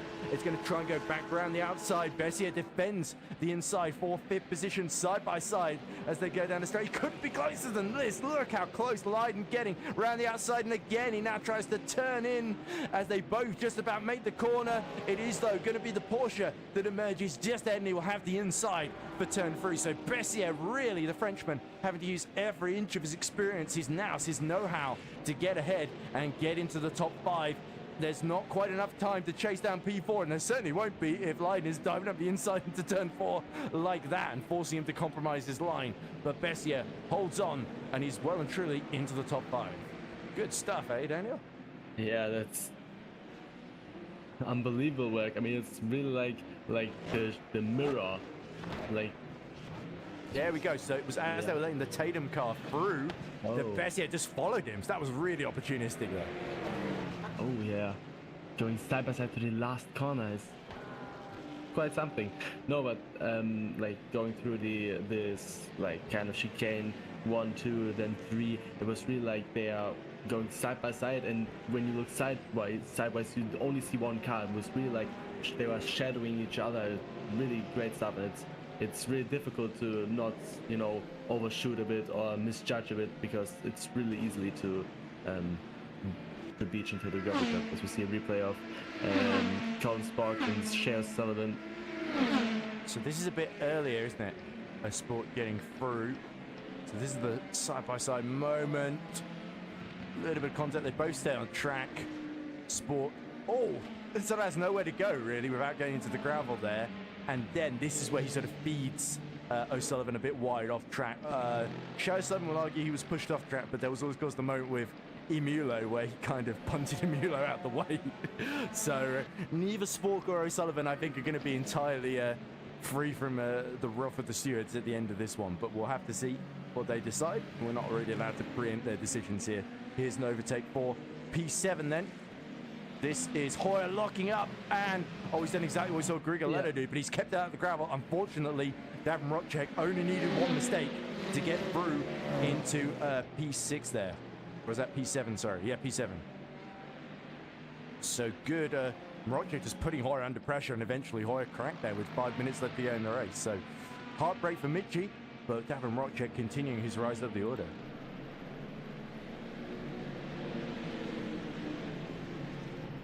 Anyway, here is this Sven or is it Arda? Because they look pretty much identical in terms of the cars.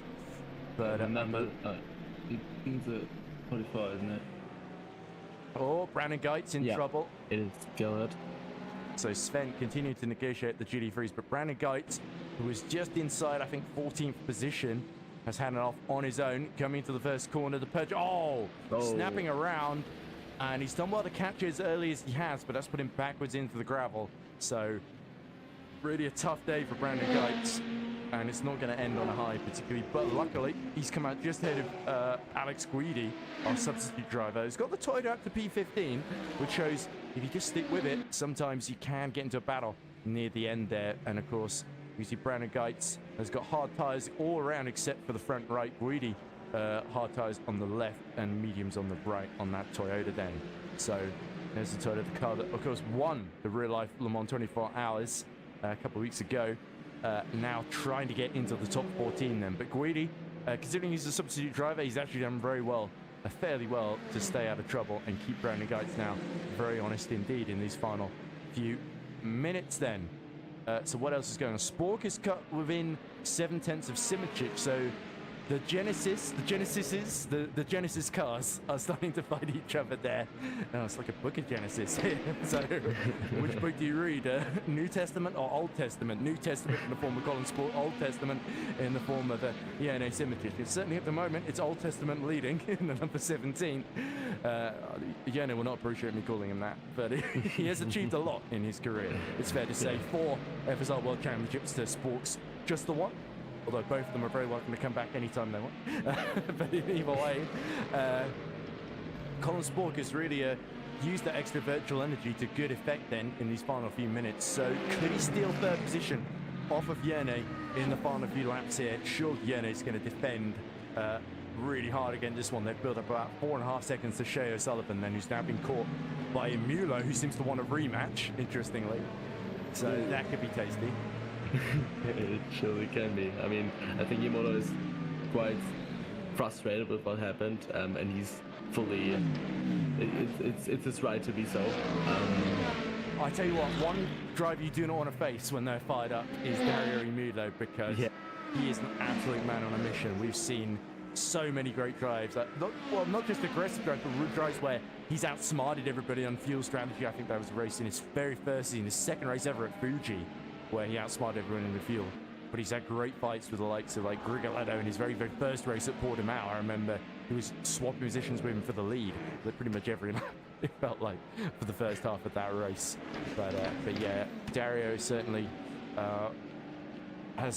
will be desperate to at least sneak his way into the top 5, but I think with the 2-second gap he's got to O'Sullivan, he'll need O'Sullivan to really hit traffic and struggle in this final part, few minutes of the race. Then 1 minute to go, and Sven Gielhed is about 18.5 seconds out of his teammate Arda Ercan. Has it ever been a Falcon Door Esports 1-2?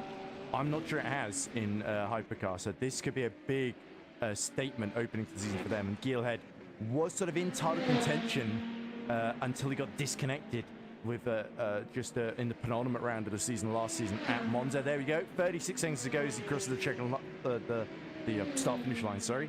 So this should be the final lap then for Sven Gielhed, the Dutchman, and you have to say this has really been the perfect start to the season for him. Set a brilliant pole lap, beating Mueller by thousandths of a second, but in the race, no contest. He has really been allowed to control things out front and has never really looked bothered at any point so far.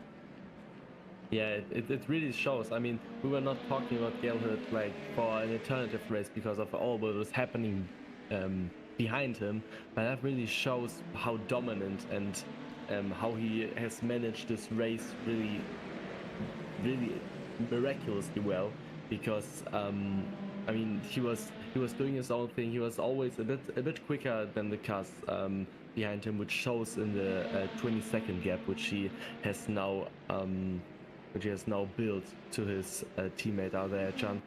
And it's like that the fact that we've not been talking about him at all for like a big part of the race is really shows his dominant drive. There we go. 2% for Simičić, 4% for Sport. This could be a very crucial fight. Then Ercan in front on 1%, but he can surely coast at home. He's got enough of a gap But more importantly, here comes Sven Gillett. It's going to be, I believe, his third career victory in the Pro Series. Sven Gillett, perfect start to the season for him and for Door Falcon Esports Sim Racing. They take 1-2 in the first round of the season. Arda coming through the last couple of corners now to secure that second position. Simic still 2/10 out of Colin Spork.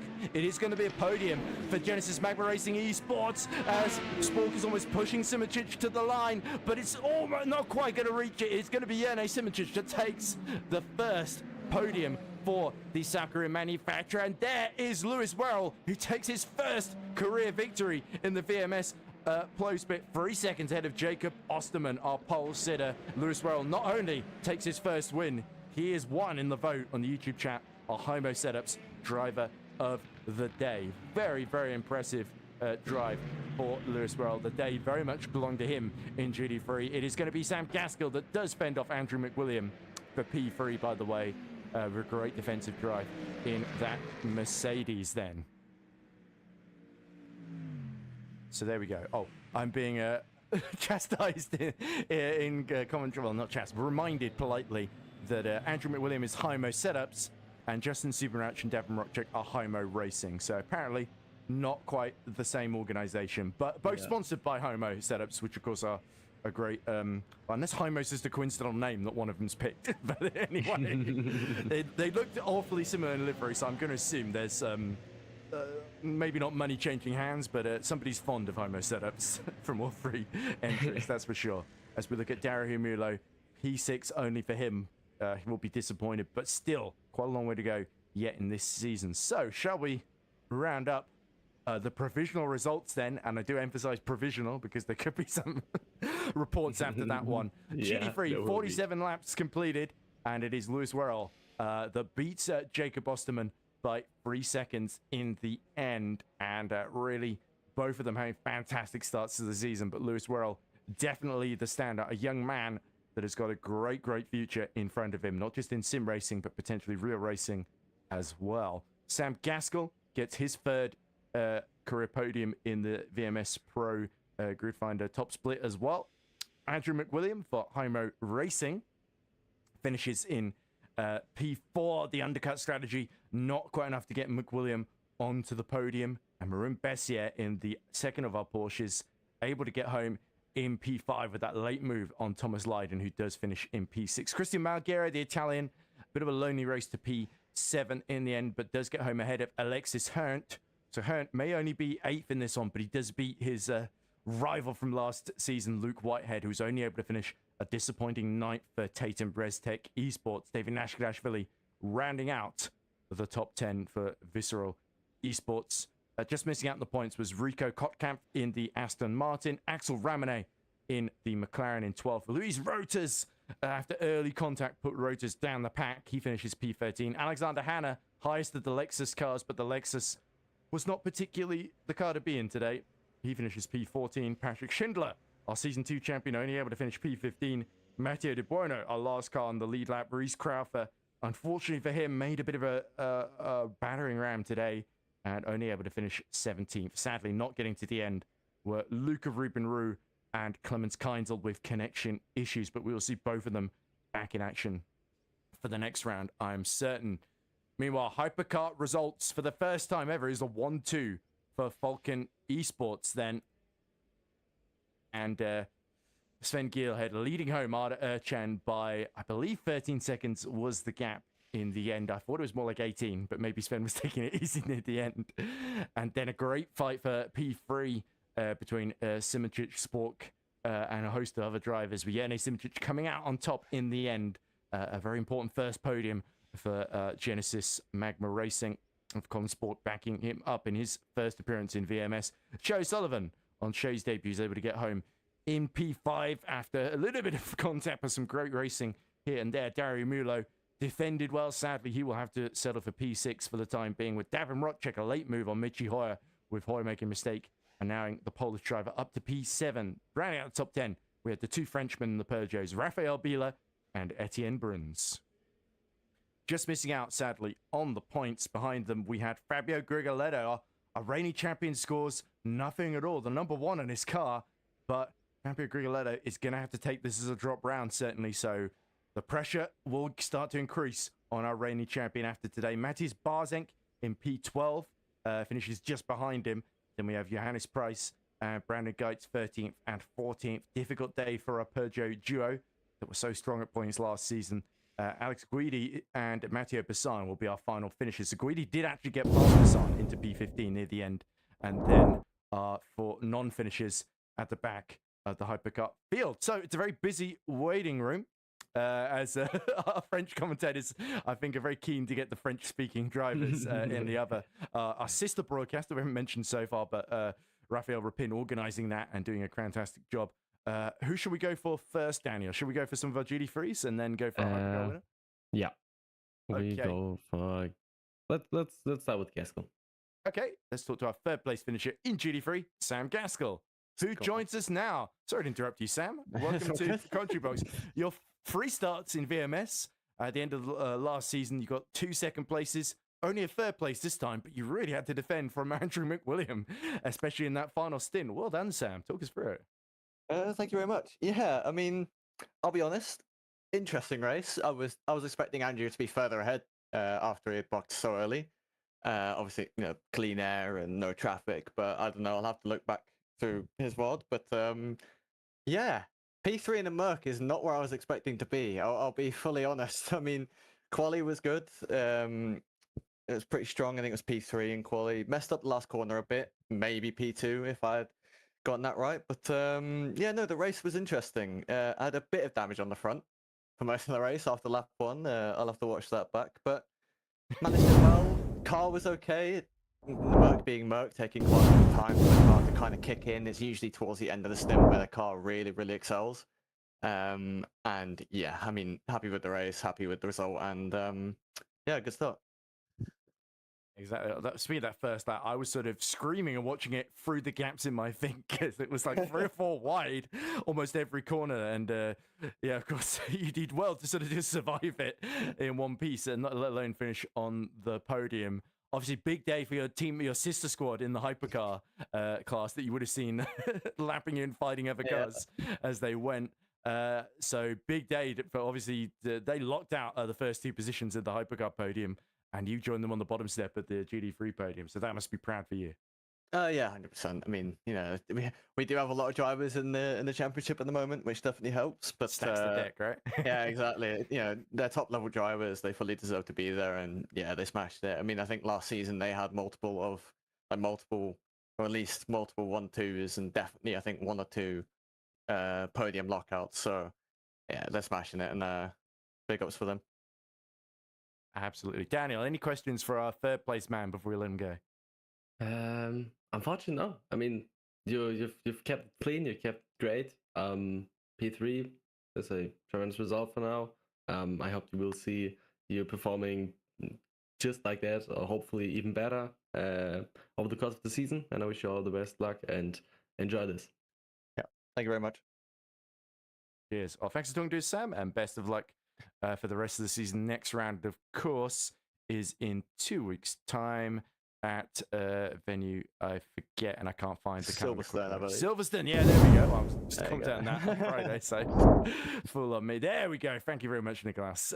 5th of July, Silverstone then. So home race. We'll see how you get on, Sam. Thank you very much.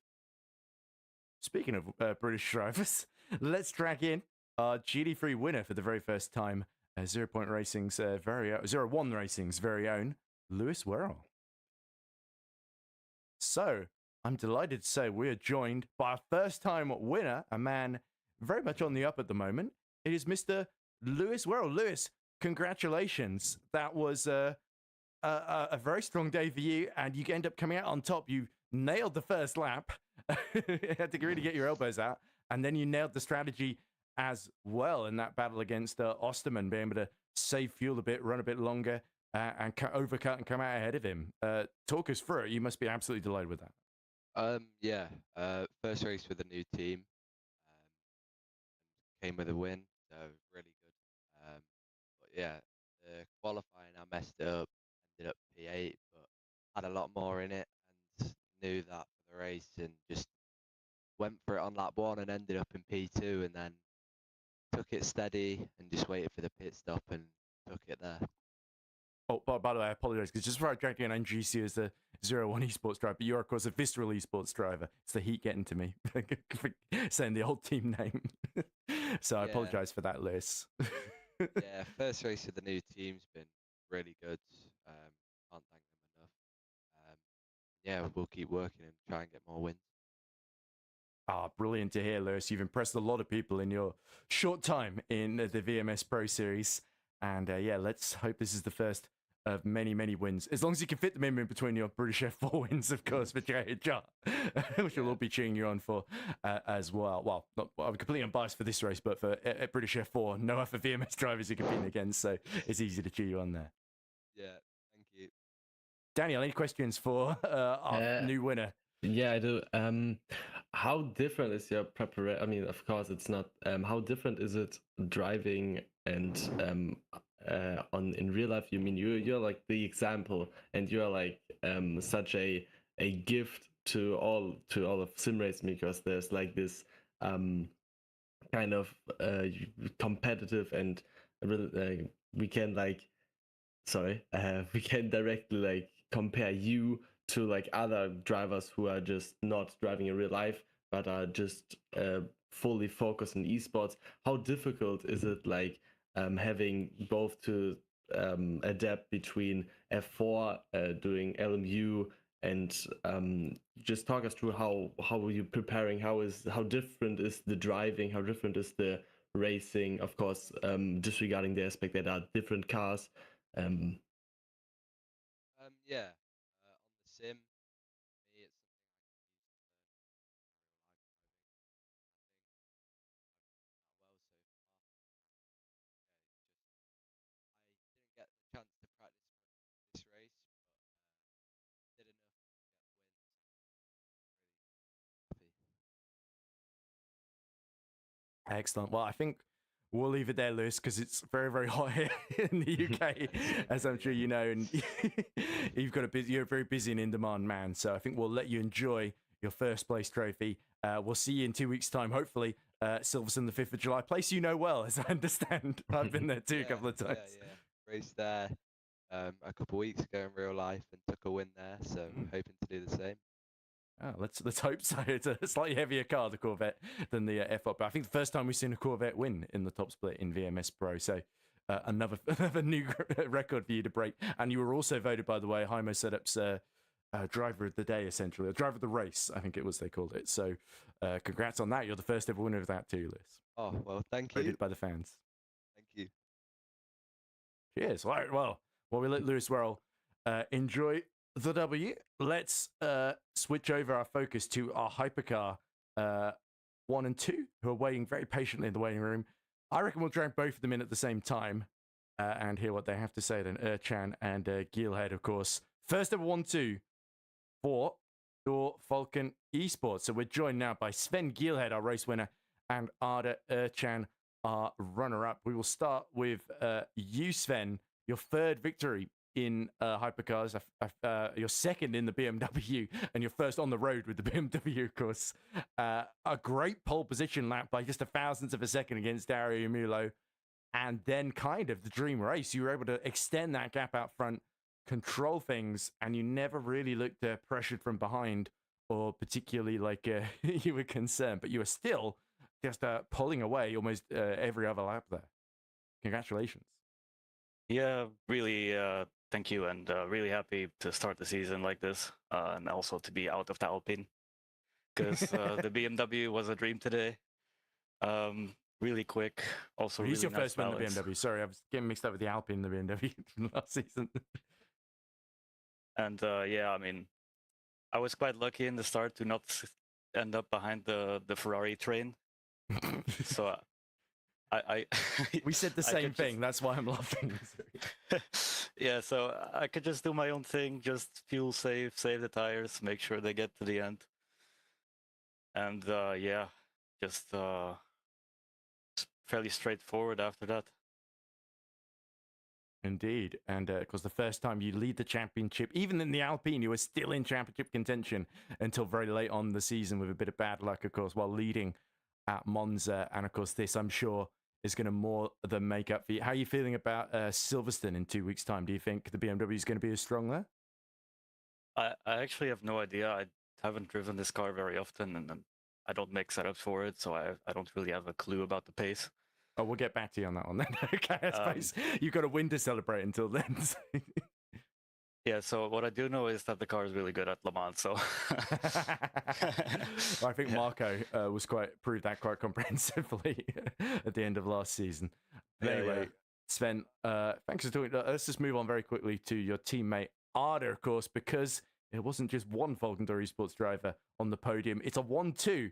And Arda, I know you've won a few races for this team already, runner-up today, but you had quite the job to do fighting, particularly behind both Genesis. You're fighting with the Genesis cars in the first stint, and then also with Dario Mulo, and you were the one that forced Dario into a mistake, and that got you up into second position. From where on, you were able to consolidate that. So a really fighting drive today, Arda, and congrats on the P2. Well, how was it for you? Well, to be completely honest with you, that was quite a boring race because I was just fuel saving the entire first stint, stuck behind Dario train, and just did my overcut. Very lonely race after that, and yeah, that was literally all my race. I had little clashes with Dario at the starting journey at some point, but that didn't really affect me at the end, so no big deal. It was still fun. The car was amazing. Just upset that I didn't get to put on a fight for the win against Sven. So yeah, still a great result, 1-2. A good way to start up the season. Yep, still a long way to go, Arda, and I know both you and Sven are very, very keen to break Fabio Grigoletto's dominance of the last couple of seasons, especially with Fabio basically having to take today as a drop round after finishing just outside the points in P11. It could not, from your perspective, you and Sven, it could not have gone too much better. So I think we're in for a very, very exciting rest of the season if today was any indication. But Daniel, before we let Sven and Arda go, any quick questions for them, or should we just let them go? Yeah, I just go. Congrats on the 1-2. It's a tremendous effort for both of you individually, but also for the team. Yeah, I think it's great to build on it. It's great to have that as a debut, as a starter for this season. And yeah, surely it's not the last time we'll get to interview you. It's not the first either, to be fair, for either of them. So there we go. Thank you very much, Sven Giel and Arda Erchan. 1-2 in Hypercar to start the season. Is that an ominous sign for the rest of the field of what's to come? We'll have to find out in 2 weeks' time on the 5th of July at Silverstone. But thank you very much, Sven and Arda, for talking to us. And enjoy your very well-earned lockout of the podium, or the first 2 places on the podium, I should say. Thank you. Oh, indeed. Thank you. All right, I think we just about got time for one more. Matthias Barzank, who finished 12th, is waiting to talk to us. So let's just drag him in and have a very quick word with Matthias. So we're now joined now by 12th place finisher, Matthias Barzank. Matthias, a pretty good start to the season for you in Renova competition, because you were, towards the end, really harassing the reigning champion, Fabio Grigoletto, which, especially after a lot of your heroics on the podium multiple times in contender, used to be gold split last season, now it's called a contender split. You're moving up full time into the main class, and you're giving the reigning champion quite a lot to think about. And you were following, I think, Darren Rotchek a lot in the first part of the race too, if I'm not mistaken. So, Yeah. how was it for you? Well, the quali was terrible. For some reason, I had absolutely no grip. Like the worst feeling in the car in my life, I think. Like into turn 1, first lap, I almost spun, and second lap I did a bunker lap, and then third lap I spun again. So it was disappointing. Could have been higher up in quali. Then start was absolutely mental. Like I was spun out in turn 4, I think. Yeah, turn 4 was spun out completely. Had to avoid, lost some positions. Then fought the car a lot. Like I didn't cook with the setup for sure. Yeah, the car was a death trap every corner in the last stint. Like I don't know if you saw even one of the snaps in high speed, but it was mental. Like I still can't believe I finished the race this way. But with how terribly the car felt, how terribly I felt in the car, and to be P12 close to points is not bad at all. I still can't believe how much David Mroczek was saving the energy. Like, it was ridiculous how much he saved compared to me. Like, I was lifting everywhere. He was barely lifting, and he was like 4% up on energy, which was ridiculous. Like, I don't understand how he did that, but yeah, run close to him, and yeah. If you ever watched the first season of VMS Pro, there is Interlagos. That's a masterclass in Mroczek just saving just enough energy before the similar super saver, Simic caught him there. So he's got a lot of previous at this. Yeah, and he's not lost any of his skills while he's been away, that's for sure. But yeah, but Mateus, if you were struggling in your 499p, that we also saw Dario Milo in the Ferrari Esports Factory 499p, brilliant in qualifying, thousands of pole position, and then a big train form behind him in the race, essentially. Yeah, so. yeah. Like honestly, quali, it was my bad, the qualifying, but the race, it was horrendous how the car felt. Like, after first 10 laps, the car is fine, and then after 10 laps, some corners just become impossible to push into. You have to basically think about not spinning every time you go into there. So it's like, yeah, I mean, if Iemulo was struggling in the race, what can I do more? Well, it's not just enough to think about not spinning, you then got to not spin as well. Anyway, anyway, next up, 2 weeks' time, Silverstone. Good memories for you. You were runner-up there last time in the contender split, essentially. Do you think you can score your first points there? Should be a better track for the Ferrari. Yeah, I hope so. I mean, I still remember watching Iemulo spin out on lap 1 last season. Don't remind him after the day he's had. Yeah, but he was pole position there, so maybe this will be a good track. We'll see. Maybe I will finally cook in quali. Would be nice for a change. But yeah, I think I can get into points for sure. Well, we look forward to seeing how you get on. Thanks so much for talking to us, Mateus. And yeah, let's hope onwards and upwards for the remaining rounds, 7 rounds in this season. Yeah, thank you guys. Bye-bye. All right, well, that's all we've really got time for realistically. But there you can see on the calendar, 5th of July, Silverstone's the next round, followed by our endurance round, Le Mans. It's a French sort of double bill in terms of 2 in a row, with Paul Ricard following that. Spa, our second endurance round after Le Mans on the 13th of September. Then we've got Sebring, Fuji, and Interlagos to round out the pro season. I've just been very rightly reminded that at our 2 endurance rounds at Le Mans and Spa, there will also be a field of LMP2s that are waiting very, very patiently for their chance to shine this season. So I think there'll be a little mini competition for the LMP2s to win. Let's see if we can deal with 3 different categories rather than just 2 on track at the same time. Glad we're not doing that in Barcelona because we saw today that presented its fair share of issues. Anyway, first race of the season in the books. I really enjoyed it. Daniel, any final thoughts from you before we leave? No, but I mean, thank you for having me. That's the first thing I have to Thanks say. for filling in. Yeah, I couldn't be there. Yeah, I think you will not be hearing me at all of the 7 next races. That is good how it is, because we have Will Buxton, who is a lot more professional, and you mean Chris Buxton? I was going to say Will Buxton. I thought Will Buxton's doing IndyCar. My fault. Yeah, Chris Buxton. Chris, of course. Chris Buxton, who's going to... He will be delighted to hear that. Yeah, who is going to complete the original duo we all have and love in the Pro Series. Yeah, concerning me, you will see me, I think, in Tier 1.